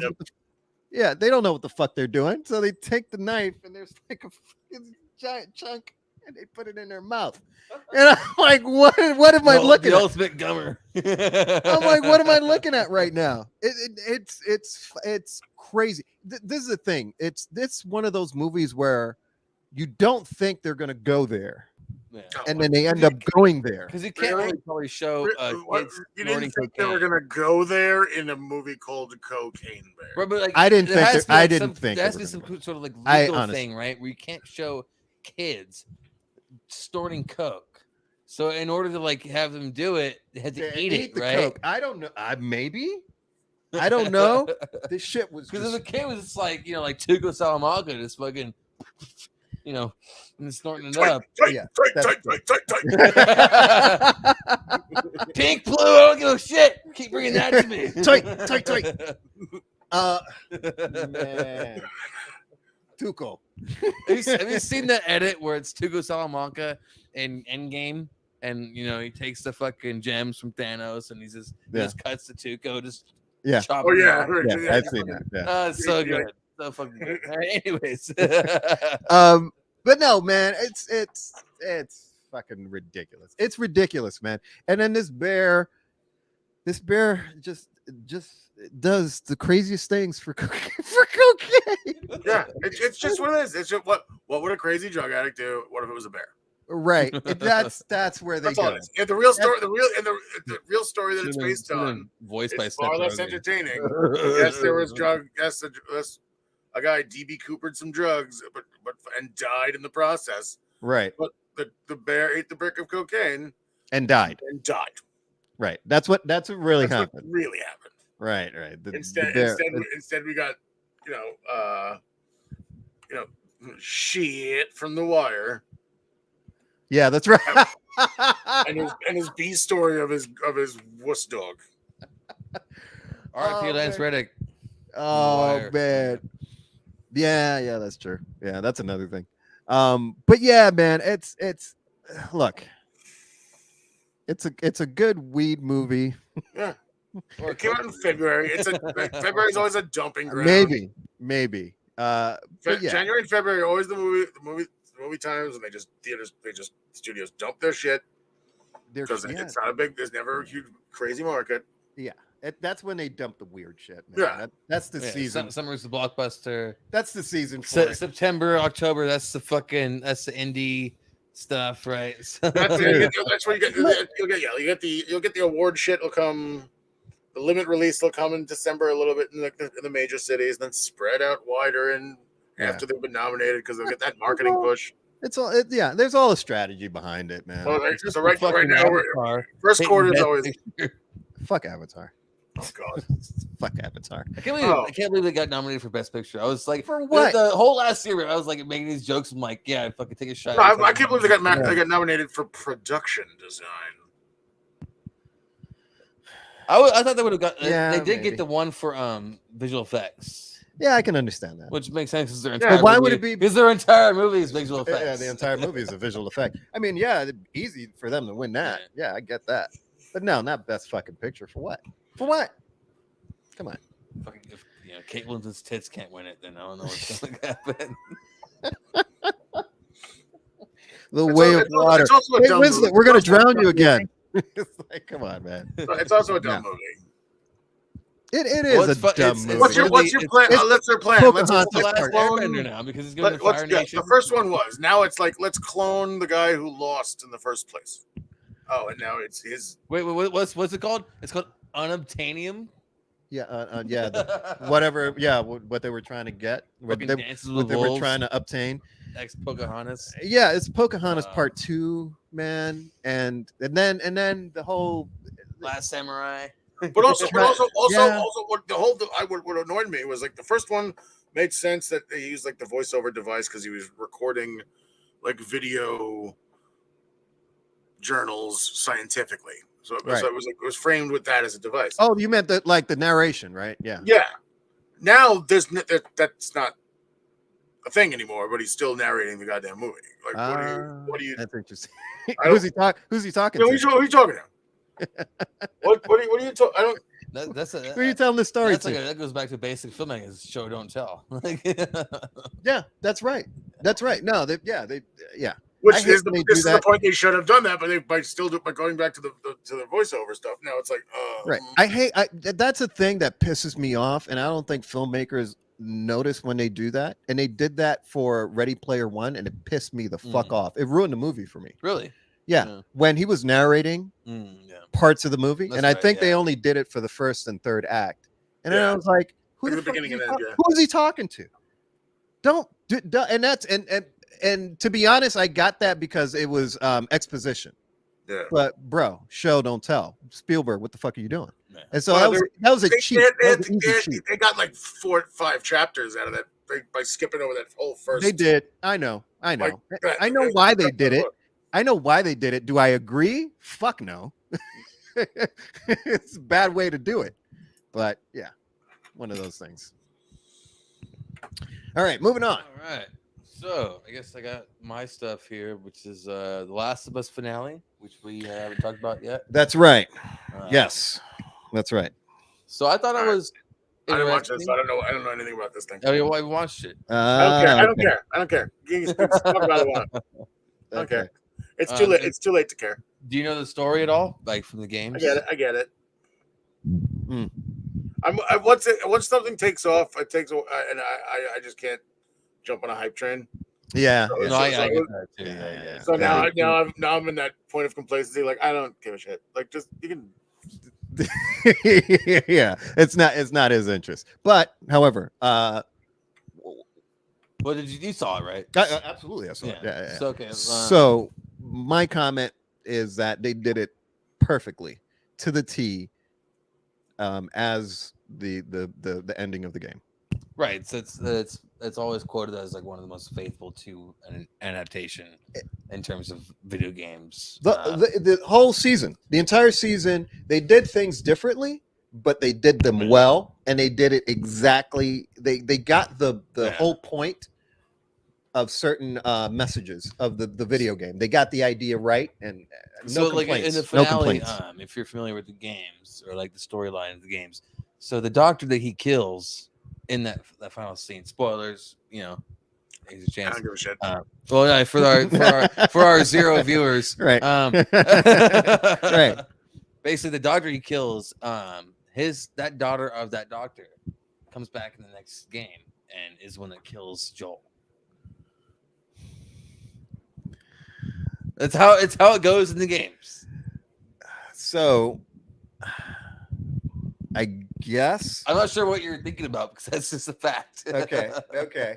Because I haven't gotten to that point in the second part. Oh well, whoops. Spoilers. So yeah, Joel dies very stupidly. Well, I got that. I got that. So part 2 is who it was. In the games. Part 2 is very like divisive because a lot of like hardcore fans of the first were like, "What the fuck? You're just gonna fucking take our like, the heart and soul of the game and then kill him in the first act." First off, that's bullshit. Because when the second game came out, it was never marketed with Joel being the headliner. It was always marketed as Ellie's story. Right. But period. Joel's character was so it's not always about what the intentions, it's about what the reception. But that's what it was. When part 2 came out, it was divisive, man. It was divisive. People just People are gonna fucking complain. I call bullshit. Man, they killed the man. Here's the other thing too: is like people who haven't played the games or like online going, "Oh, I wonder what's gonna happen with. I can't wait to see what happens with Joel." And the people who like, the games are like, "Oh, well, Well, guess what? if you've been under a rock, and because of that, people have like speculated. Okay, are they gonna change the trajectory? they can. They Actually, Neil Druckmann, who's the creator of the IP, has explicitly said he's not going to sacrifice the story in order to appease fans. No, fuck it. He's like, we're going to keep the same thing going. But here's the other thing: is that season 2, part 2, is going to be at least 2 seasons long. Okay. Because in the game, in part 2, that Joel dies really quickly. Like it's very quick. Mm-hmm. So, and there's a bigger game too. So I think they're gonna actually maybe this time create new experiences within that the ultimate storyline where it's because it takes place several years later. Yeah. And they're not gonna recast Ellie. They've already talked about it. Like, oh, they're gonna recast Ellie because she's gonna be older and blah blah blah. No, not gonna do that. So I think what they're gonna do is they might start season 2 off as like some sort of prequel to the actual game storyline and do like a different trajectory. I don't know. We'll see. But the thing is like Pedro Pascal has had this also like his own renaissance, like Brendan Fraser, where he's become this huge like fucking cultural icon. Dude, he's fucking killing it in nerd culture right now. He is the trend. I don't think the only time he hadn't been killing it, like if you go back to the Kingsman Golden Circle, he was fucking sick in that. Yeah, that's right. He was the only non famous person in that one at the time. You're like, who's this guy? Everyone's like, here's Jeff Goldblum and Channing Tatum and Halle Berry, and who's this Right. Burt Reynolds looking motherfucker? Right. Yeah, that's right. That's right. Although that's not his. I think that was right before Wonder before. Woman was bad, but That was bad. That was horrible. I'm gonna pretend like that never happened. This is probably post Game of Thrones, post Narcos, Kingsman. It is. Kingsman was post Narcos and just right before Mandalorian. Yeah. So it was about 2 years before Mandalorian. Yeah. Pascal came about like in terms of like the media, like the popularity eyes after his role in Game of Thrones and Narcos. Oh yeah. That put him on the map. He was still nowhere near what he is today in terms of popularity. And even like this is his peak right now. It took 2 seasons of Mandalorian still to come out before people were like, "Oh shit!" Like Pedro Pascal, because you don't see him. Yeah, you don't see him. Right. Yeah. Once Last of Us came out, it was a huge, just like a domino effect of popularity, dude. So I think HBO Max and HBO like in general is gonna be like. Well, and there was also the what is it? What was the massive weight of extraordinary talent? Unbearable Weight of Massive Talent. I was actually, that was a great fucking film. It was a sleeper hit. Love it. Yeah. I told you about that, right? Yeah, I saw it in theaters. Yeah, it was fucking solid, man. It's great. It's a great Pedro Pascal film. It's a great Nicolas Cage film. It was great. Dude, I watched it the other day. Yeah, man. Solid. So I don't know if this decision to make part 2 into multiple seasons is partly due to the fact that they want to milk this popularity of Pedro Pascal, because if they remove it, if they follow it to the T and they make it a short season, point. I see your point. Part, yeah, then he's gonna be gone in the first like episodes. Yeah, that's and then true. Like he's a huge point of popularity for the series itself. So we'll see. Okay, that's fair. But that's fair. I am also excited because of his popularity of what he'll do in the future, because he's a good actor, man. He's like really fucking. Yeah, they'll kill him off in the premiere of the 3rd season. Yeah, maybe. Yeah, that might be part. Yeah, that might be. I think they're going to expand the game more, and they should take their time. We're gonna keep the plot point, but we're gonna maybe expand things. They should take their time, because the first season went through. But remember, that was like my big concern. I was like, dude, they're running through pretty quick. Yeah. I don't know if they're gonna have enough. They also did like some like DLC content. They did add, and well, that was a nice surprise actually. Yeah. So yeah, they added a couple of things in there. So that's what I have. But that's cool. Last of Us. Okay. I thought it ended really well. I thought it, like the whole like start to finish, there's been very few like bad points to it. Yeah. And, like you have to like argue hard, be like, oh, it sucks. Yeah. Yeah, man. Maybe like in a couple episodes, because it was short, right? Maybe like I would have wished it had like maybe 2 more episodes to flesh some things out. Maybe because 9 episodes, it's a little bit too quick. To be honest, after seeing it, man, it just all worked out perfectly. I had my doubts at first because I know the content already, so I felt like they were running through it. Every episode like too quick. These big chunks they were getting rid of very quickly. So I thought they were going to run out of content and just kind of be in a shitty situation. But, when they got to the last episode and everything just mashed up perfectly, and what Joel did and how that, panned out in the video game, it was perfect. So no complaints from me, man. That was a good finale. Yeah. I guess next we have Mandalorian. Yes. Have you seen the new episode? Yes, today? I fucking have. I absolutely did. Yeah. I'll let you start this one off. Come on, it's fucking. What's the thoughts? What's the thought process? Okay. So a couple of things. This is Mandalorian over here. So, we got to talk about 2 episodes, because not just the one that came out today, but the one that came out last week as well. Okay. Yeah, that makes sense. Yeah. So I liked this week's episode. To be honest, they both felt like filler episodes. Somewhat. It was there was progression, but it was kind of these small steps of progression. Yeah, this episode was dope. It dove much more into the Mandalorian lore. And Grogu. Grogu was a badass. Did you see it? Yeah. Grogu was a badass. Fucking PTSD though, and I- getting the armor made, and he had this. Well, that's the same gimmick that happened with Din in the first season. Yeah. It's Like when he was Right. when she's clanging away, he was having flashbacks of being. Flashbacks. It's like poetry. It rhymes. It's like it classic was Lucas shit. it was good. Even though it was a bit of a filler episode, it was still good. And it makes I a love Star Wars kids the YouTube last one you can channel canon. Wait, what was that? It makes a Star Wars kids YouTube channel game show canon. How so? Because Ahmed Best's Jedi character was the host. That's of a right. kids game show. So that's okay. Okay. Yeah. That's right. So I didn't know. And it was the same character. It was like the shepherd of the kids. So no, it makes sense that he was the one that saved Grogu. Oh God. Okay. So now I know what you're talking about. Now I gotta watch this stupid goddamn game show. I'm more just upset that, like, fuck, now I gotta watch this, like, Legends of the Jedi Temple.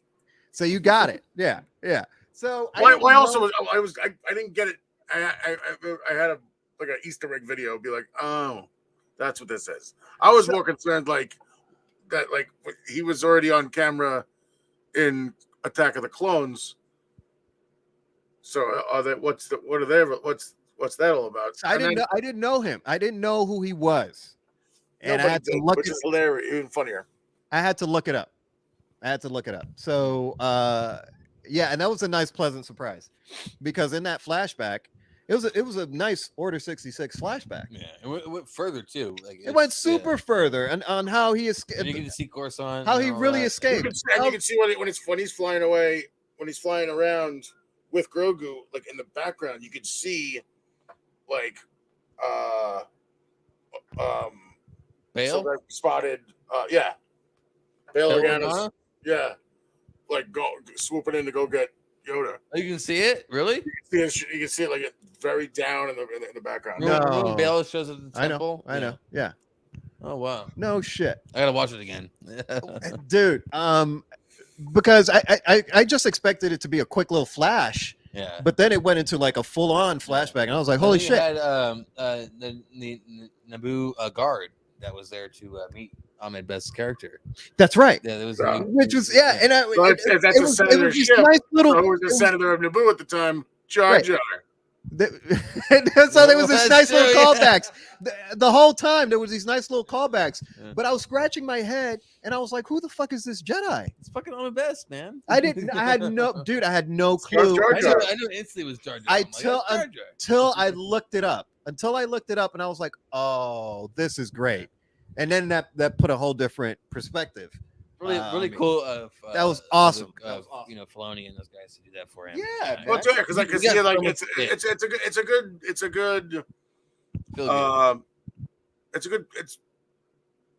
Speaking of like Key Kwan getting like and Frazier having that kind of like they're just due. It's almost a similar thing with them at best. It was like for getting just absolutely gargantuanly shit on. Yeah. For almost a quarter of a century. Yeah. for doing the very first mocap role. I mean, the character was kind of. That's Lucas's fault. It's not his. Yeah, it is Lucas's fault, but Lucas also directed it. You're within proximity, man. So yeah, it's gonna. Lucas could just easily said, "Don't do that." Yeah, I guess he could have. But it being, I mean, listen, the whole Misa, like that shit. We still know. Obviously, his character is gonna die because it was Dr. Pershing in the first season, who was the one that was using Grogu as a method of cloning. Mm-hmm. And then we saw Pershing's character in the previous episode. That's right. In that Andor type-esque of Star Wars that we saw. Yeah. And they called back to that rock area in the chase also. Yeah. So somewhere in between that, Ahmed Best's character, his Jedi, loses Grogu in that, time frame. Yeah, that's right. It's going to be about what? So, yeah, because Mandalorian takes place in 9 ABY after Battle of Yavin. Yeah, that's a long time. But this Luke season, was 19 years old. Luke was 19 years old. this season is 7 years afterwards. They said, like, I think Favreau was saying that this season's about 2 years after. Empire. Or he was with Luke. It was with Luke for 2 years. No, so the first season was 9 ABY, and this one's 2 years later. So it's probably first season's 5 years. The first season's 5 years after Return of the Jedi. But yeah, well, Return of the Jedi is 4 ABY. So in episode 4, A New Hope, the Battle of Yavin is when they blow the Death Star. Yeah. Then Return of the Jedi is 4 years later. Right. So this, and then Mandalorian is 5 years after Return of the Jedi. So right, I knew it was between that 9 years. ABY. It's not after. Right. Okay. Mandalorian is 9 years after Battle of Yavin, which is where okay, like that makes you know sense. how they use like BC or whatever. Yeah, I know. So Mandalorian's years is 9 ABY. So now I guess this season is 2 more after that, so 11 ABY. And then we go. What Luke was 19 in Battle of Yavin, so Grogu is the same age as Anakin Skywalker. He was 23. So it's 23 years. It's been 27 years. So he's 50. He was 50. Yeah, he's the same age as Anakin Skywalker. He was born in the same year. Okay. Yeah. Okay. So in that 20 plus year range, we don't know what the hell happened to him, and it's a long time. Like how he, fucking survived the whole time. Yeah. Well, he grows slowly too, so he Grogu slowly.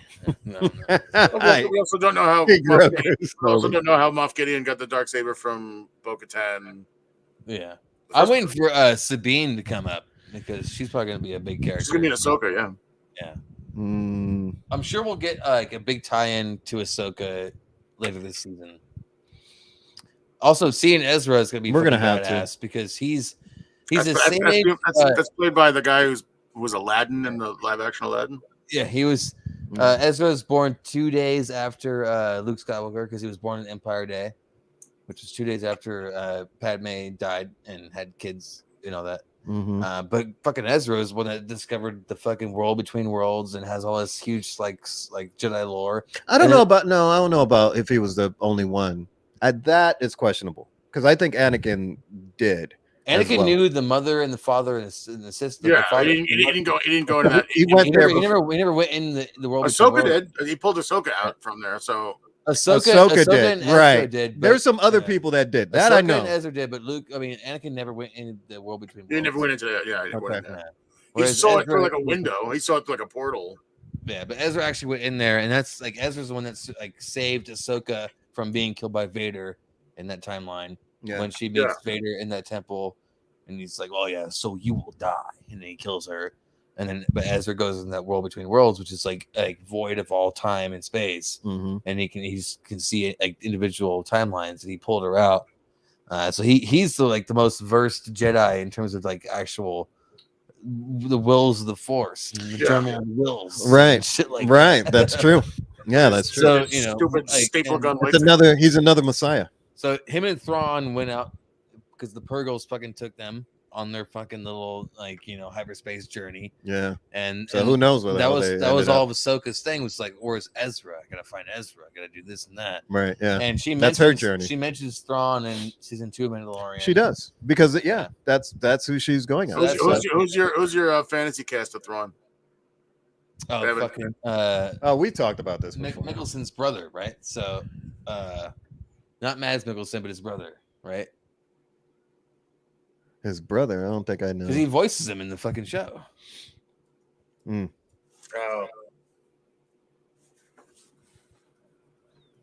hand type this. Yeah, Lars Mikkelsen. Lars Mikkelsen voices Thrawn in the series. But just look at the picture. Like just look at the. He doesn't look like Thrawn. He's not a Chiss. What's this face from? Chiss? Is it? Yeah, it's Chiss. So we know who. Like, let's see. Do we have any inkling here? There's no announcement of who it is yet. I always thought Patrick Wilson has like the same face. Yeah, I would say Patrick Wilson too. As far like that type of personality, that type of face, yeah. Yeah, that he can pull that off. Like he can pull off this badass admiral. Blue fucker. Yeah, you Yeah. can. It says so. Here's an article here by the direct. It said, unfortunately, Danish actor Lars Mikkelsen shared some news that will disappoint many Star Wars fans. So maybe he won't be the actor. They're not going to go with the voice guys. Well, I mean, they did with Bo-Katan, so They did. That was a nice surprise. yeah. I mean, Katie Sackhoff. I feel like Katie Sackhoff is. She's meant for it. that's because they just struck gold with who they cast as the voice. They didn't cast a voice actor. They actually cast Katie Sackhoff. Remember that a lot of fans got mad that Rosario Dawson was going to be Ahsoka, and then it comes out. She's a shoe-in too. Yeah. Nobody She's was. One of the guy Boss Logic who does all that Photoshop and stuff. He like before even That's right. before that, like did it. Like almost like he manifested it. And like ever since everyone saw it, everyone was like, "Oh hell yeah, that should be her." Yeah, and then that's when they were like, pretty much. "Yeah, might as well should be her." Pretty much. Yeah, and Filoni, Filoni's on the internet. He knows. He pretty much agreed with it. Yeah, and I thought she knocked it out of the park. Yeah, she killed it. She is Ahsoka. I still don't think the first scene of her and Luke should have been in Book of Boba Fett. I agree with that. You're so much like your father. That was dude. So The Book of Boba Fett was actually a very interesting series, man. It was kind of. I thought it was. I thought what it was they changed it to the Book of Boba Fett because that was gonna be Mandalorian season 3 because Pedro Pascal was like not gonna be as available, and they were just gonna go with Boba Fett for this season and tell his story because they kind of wrapped up in a nice little bow the Din Djarin story, and they could kind of move on without him. But they restructured his deal, and he came back, and like, oh well, then let's just plop him into Book of Boba Fett to set up more stuff for everything moving on, which is just dumb. So if they just would have called it Mandalorian season 3, and it would have just been like the Wire season when they're on the docks. Exactly. That would have worked. That would have worked out fine. That would have been fine. That would have worked out just fine. Yeah, but no. Yeah, they wanted to make a Boba Fett thing, and I get that too because he needed his own redemption story. To be honest, and to be fair, because listen, if we're gonna go down the path of exploring Mandalorian lore and going into their story, then we have to start with the first Mandalorian that was on screen, and that's Boba Fett, and we have to make it was a nice touch that they threw him in for as like a homeless soldier in Kenobi.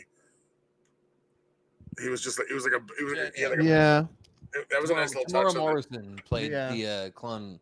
The clones, homeless clone. He voiced the clone in this episode. He voiced the clones in this past episode. Oh, did he? 66. Oh shit! Yeah, I didn't know that. But my point being is that the Boba Fett being the first Mandalorian that's been on screen needed a redemption story, to make sense because he died in the stupidest fucking way ever. Well, I mean, his popularity only came after the movies through a lot of the fan fiction and this and the other because it was this random character who everyone thought looked cool.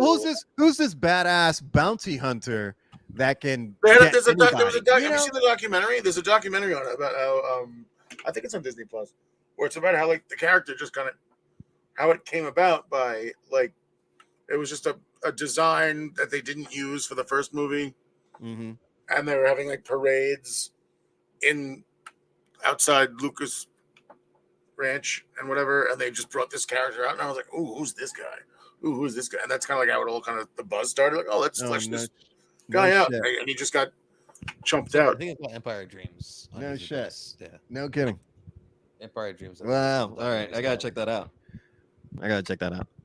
But yeah, man. I mean, Book of Boba Fett was good, but yeah, they should have just called. It should have just been another Mandalorian. Robert Rodriguez's. You just fucked with the wrong Mandalorian.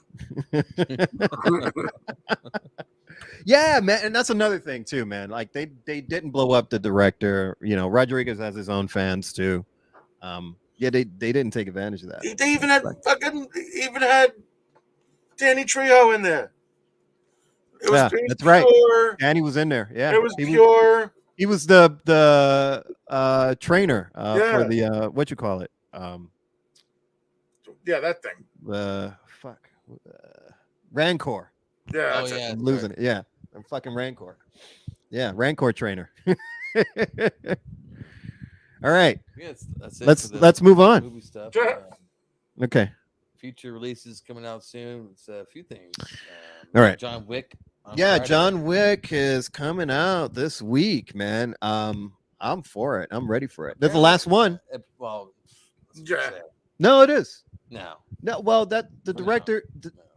Listen, dude. This is what I'm hearing. I'm not a fortune teller, but this is what I'm hearing. Yeah. The director said, "That's it. It's wrapped. He's done. I think he said He's they're- literally he said done they're with done unless something comes around that like piques their interest. it. Maybe. And before this movie was made, they were supposed to do 4 and 5 back to back. Mhm. In terms like kind of like a Lord of the Rings style filming. Mhm. This They was made 3 hours four. long. This one's almost 3 hours long. Yeah. So they shelved 5 and then did 4 and they rewrote a little bit of it. And now we're getting 4 in terms of a standalone type deal. Yeah, So it's they 2 might do hours and another one. 49 The plan movies. is that they're done for now. So we'll see. Mhm. But apparently this is the best one in terms of reviews. The longest one. You know, it's supposed to be some kind of an epic type film, not just like some standalone action bullshit. No, It's supposed to be an epic No, this film. is this is supposed to be like a Yeah, I'm it's excited. going to be a straight up genocide. Oh yeah. It's I think they're gonna yeah, it is gonna be genocide. It's gonna be I think they're gonna leave this with a big bang. Because the director is actually working on a video game movie next. Ghost of Tsushima, which is an awesome fucking Japanese samurai video game. I played it about 3 times through right now, so it's great. It makes sense that he's gonna dive into that franchise and probably milk the shit out of that. Because that's gonna be huge. I'm calling it now. That's gonna be the next big thing. So I get that he's gonna walk away from this franchise. I think he's done all that he can do with this without being fucking Michael Bay taking it to the absolute extreme. I don't know. I'm excited. I'm looking forward to seeing it. I am looking forward to it too, man. I've been a More so than I John was, Wick fan since day with, one. You know, Matrix 4 and shit. So I'm looking forward to it. Yeah, pretty much. Yeah. So we got that coming out. It's on the 24th, this Friday actually. It's Yeah, gonna that's be right. Probably a big deal. It's coming out this Probably week. probably the biggest film until the summer. Like Yeah. that we're looking at. Yeah. Yeah, probably. Yeah. Because otherwise, we got Marvel stuff coming out. 2 days later, we have Dungeons and Dragons with Chris Pine. Yeah, that's a sneak preview that's on Sunday, and then it goes wide, I think, the following weekend. I thought it looked like super shit, and then I saw like a couple more trailers out. I'm like, okay, it looks like they're doing it intentionally cheesy because it's supposed to be like a game, like a tabletop game type deal. They have an orchestral version of Led Zeppelin's "Whole Lot of Love" that's kind of good.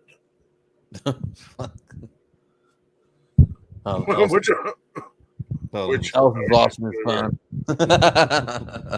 Please continue. Pause for station identification. This is the sound. But well, I mean, in April you also got what is it? The new Evil Dead Rise. Was that like a which just at its premiere at the South by Southwest? Huge standing ovation. Place went nuts. Bruce Campbell went viral for throwing out some heckler. He told some guy to get the fuck out. But it's supposed to be on par with like both the originals and the remake from 10 years ago. Okay. It's called Evil Dead Rise. It's in a urban environment now. Ooh. Is this like a feature release or like a streaming? Yeah. It's gonna release wide release. Co-produced by Raimi. It's got 96 on RT. That's crazy. Yeah. Like the screening went. Next month, April 21st. Yeah. And then on April 20th, on 4/20, I just saw a trailer for it. Broken Lizard has a movie coming out. It's going direct to Hulu called Quasi. It's like a Quasimodo story, but from the guys who brought you Super Troopers. Okay. Interesting. It might be like a fucking surreal film. Quasimodo by the guys who did Super Troopers. Yeah, that kind of Ellison's back. that no, I had to do a text real quick. But yeah, that sounds like a setup to me. That sounds like a setup. The guys that did Super Troopers, so Broken Lizard, Yep. yeah, Beer Fest and all that shit. Yeah, they're gonna fuck it. They're just like the South Park guys. Yeah. So yeah, expect some wild shit with Quasimodo. I guess the next one that's coming out is the next Marvel release, which is Guardians 3. Yeah, is that really the next immediate one? Yeah, 5/5. It's May 5th. Okay, all right. It's basically a month away. So It is. That's really, it's coming up quick. yeah. Wow. Okay. I think the next one, that's like June. Yeah. What do we got here? There's the Zach Braff movie, A Good Person. No. Good Person. Is that what Zach Braff is doing now? Yeah, he is. It's with Florence Pugh and Morgan Freeman. Okay. Morgan. What else is there? Oh, Super Mario Brothers comes out April 5th. Super Mario. I forgot about that, man. Yeah, I forgot too. Yeah. Nice little Chris Pratt Mario. I knew there was something there. Let's go. Oh, and there's Renfield, the Nicolas Cage's Dracula. Yes, with what's his face? Nicholas Hoult. Yes, Nicholas Hoult. These are all April films. Yes. Yeah, I actually want to see Renfield. Rise. That looks hilarious. Chevalier. I saw the trailer. Oh, Chevalier. Yeah, that's gonna be good. That's right. Yeah, I saw a trailer for that. that. It's actually everybody doesn't look too. Yeah. Mario's going to be. I don't know what that's going to be. Like, I think Charlie Day should have done both parts. So, I'm on the fence with Mario, man. Oh no, Mario. Yeah, Mario. Hey, forget it. Is that a New York thing? It's a New York thing. That's how we say Mario, dude. Mario. Mario. Mario. Who says Mario? Everybody else. You hear this? Really? You hear this? Mario. I must adjourn to the studies. It's Leviosa, not Leviosa. It's Mario. Hey, forget about it. Super Mario. The Super Mario Brothers. Get your fucking shine box. Hey, Tommy, get your fucking shine box. That's all I got, man. I don't know if anybody else has anything else. Well, a Pesci Mario would have been great. Oh, actually, that would have been fucking hilarious. That would have been fantastic. You motherfucker. Hey, Cooper. Cooper, you motherfucker. Just fucking stomping on a turtle. Hey, you fucking Goomba. Oh man. Now listen, as far as the Mario cast is concerned, everyone else makes sense except for Chris Pratt. I don't know. I sound like a hater right now. No, because he doesn't have a range. He doesn't have any range. So it's like putting him in that role. I mean, Charlie Day even works as Luigi. Yeah. But Jack Black as Bowser. Yeah. That works. But Taylor-Joy as Peach. Even Seth Rogen works. And especially him like doing his fucking twirl. Yeah, with his dumb laugh. Yeah, even that works. Exactly, Franco. Yeah, he'll get the star and then laugh the star theme. Oh man. But yeah, I don't know about Pratt. I say crap. Chris Crap. Freudian slip. Chris Crap. Chris Pratt. Yeah, I don't know, man. I don't know about that. Yeah. But that actually it looks like it's stacked up. They're like you'll hopefully just not have to work. Maybe he's the strong silent type. And he just says 3 words. Fuck out of here. You gotta have the iconic Mario sound bites. You got to. I mean, it's the Mario movie, so you got to have that shit in there. Well, they should have gotten what, Roberto Benigni. Him. That guy. Buongiorno, Principessa. What happened to that guy? He's yeah. He reminded me of Charlie Chaplin. He's a happy-go-lucky guy. Yeah, man. The Holocaust is fun. He did make the Holocaust fun. Yeah. He made it a game. He made it a game before Jojo Rabbit. Jesus. Yeah, sure did. And he won a tank. Good for him. Spoiler for Life is Good. But yeah, Billy. So, any up and coming stuff you're interested in? A trailer I did see that looked interesting was for a movie called Joyride. No relation to the Paul Walker Steve Zahn truck movie from 2001. Okay. This is called it's a Stephanie Shu and some of her friends, like they go to find like her birth mother in China or whatever, and then hilarity ensues. And it was one of the few trailers I actually laughed out loud of it. I'm worried that they put the best bits in it. Mm-hmm. Okay. That looks like fun. Strays, which is like Homeward Bound but for dogs. Well, wait, hold on. I've been doing drugs because Homeward Bound is for dogs. Yeah, I was about to say. What I meant was like it's like, but with people. Oh my god, I've been smoking pot. So Homeward Bound. With people. It's like a dirty. It's a dog movie, but like people say dirty shit in it. It's like Sausage Party, but for dogs. It's what? What? I'm even more confused. Look it up. Party for dogs? Yeah, not Homeward Bound for dogs, because that's just. That was a good. This reminds me of just our buddy Jesse made fun of me for about a decade because I was really drunk, and I was talking about the actor Andre Braugher, and Jesse was just like, "Well, what was he in?" And he was in Glory. And he's like, "Well, who was he in Glory?" "Oh, he was the black guy."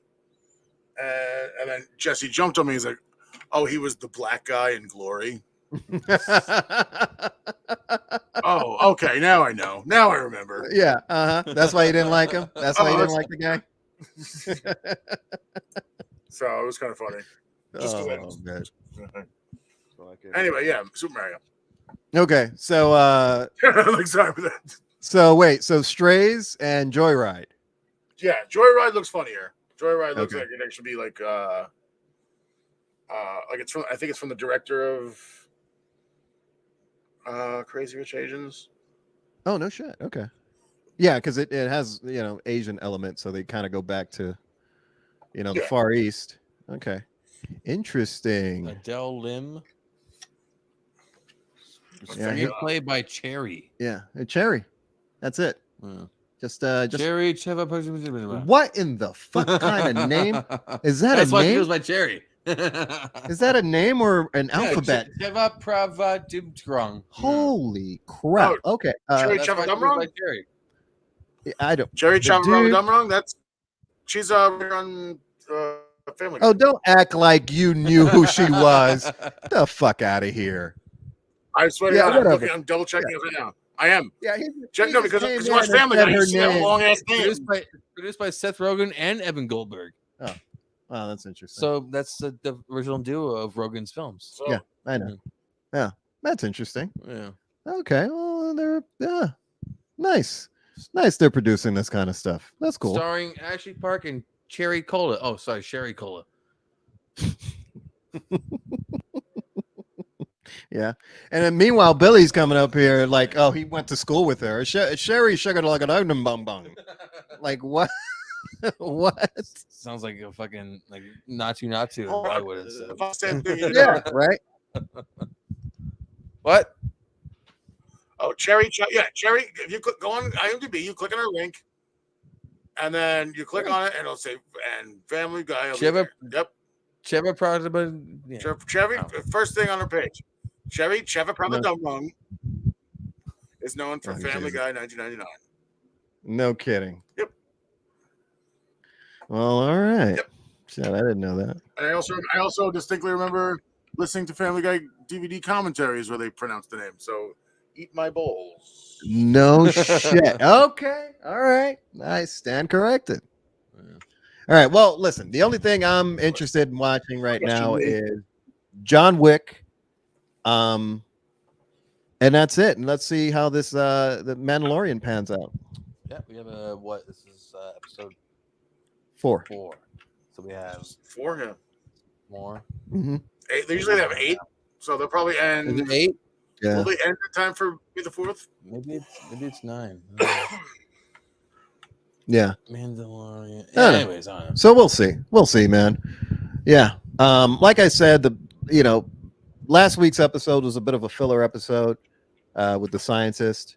This week, kind of a little bit of the same. The story didn't progress too much, but we got a little bit of nice lore. Yeah, world building and bit of the Mandalorian heritage. Coruscant. That's pretty cool. Actually, that is cool. Yeah. And it was dope that we had that flashback and we got to see Jar Jar redeem himself. So that was awesome. I was got to play a badass Jedi. He did a great fucking job, man. I was joking around with a buddy of mine in Andor, thinking like, because wherever Andor was going, I'm like, tell me fucking Jar Jar is going to show up in the season finale and make Jar Jar like justify his existence. And then what do? They do it in episode 4 of The Mandalorian. So. Well, Jar Jar was the one who voted for emergency powers for Palpatine. So yeah, that's true. He was a puppet. He was a puppet. He was manipulated into doing that. Yeah, that's true. All right, well, that's it. Wrap it up. Yeah, I guess that's it, man. All right, so this is our show, folks. Thanks, Billy, for joining us, man. Hopefully, thanks for putting up with my bullshit.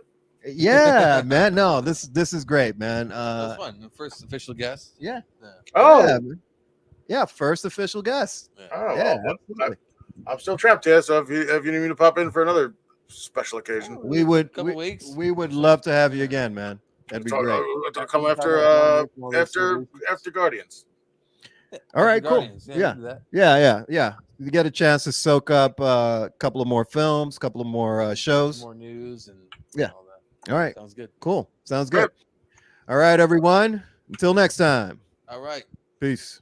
Bye.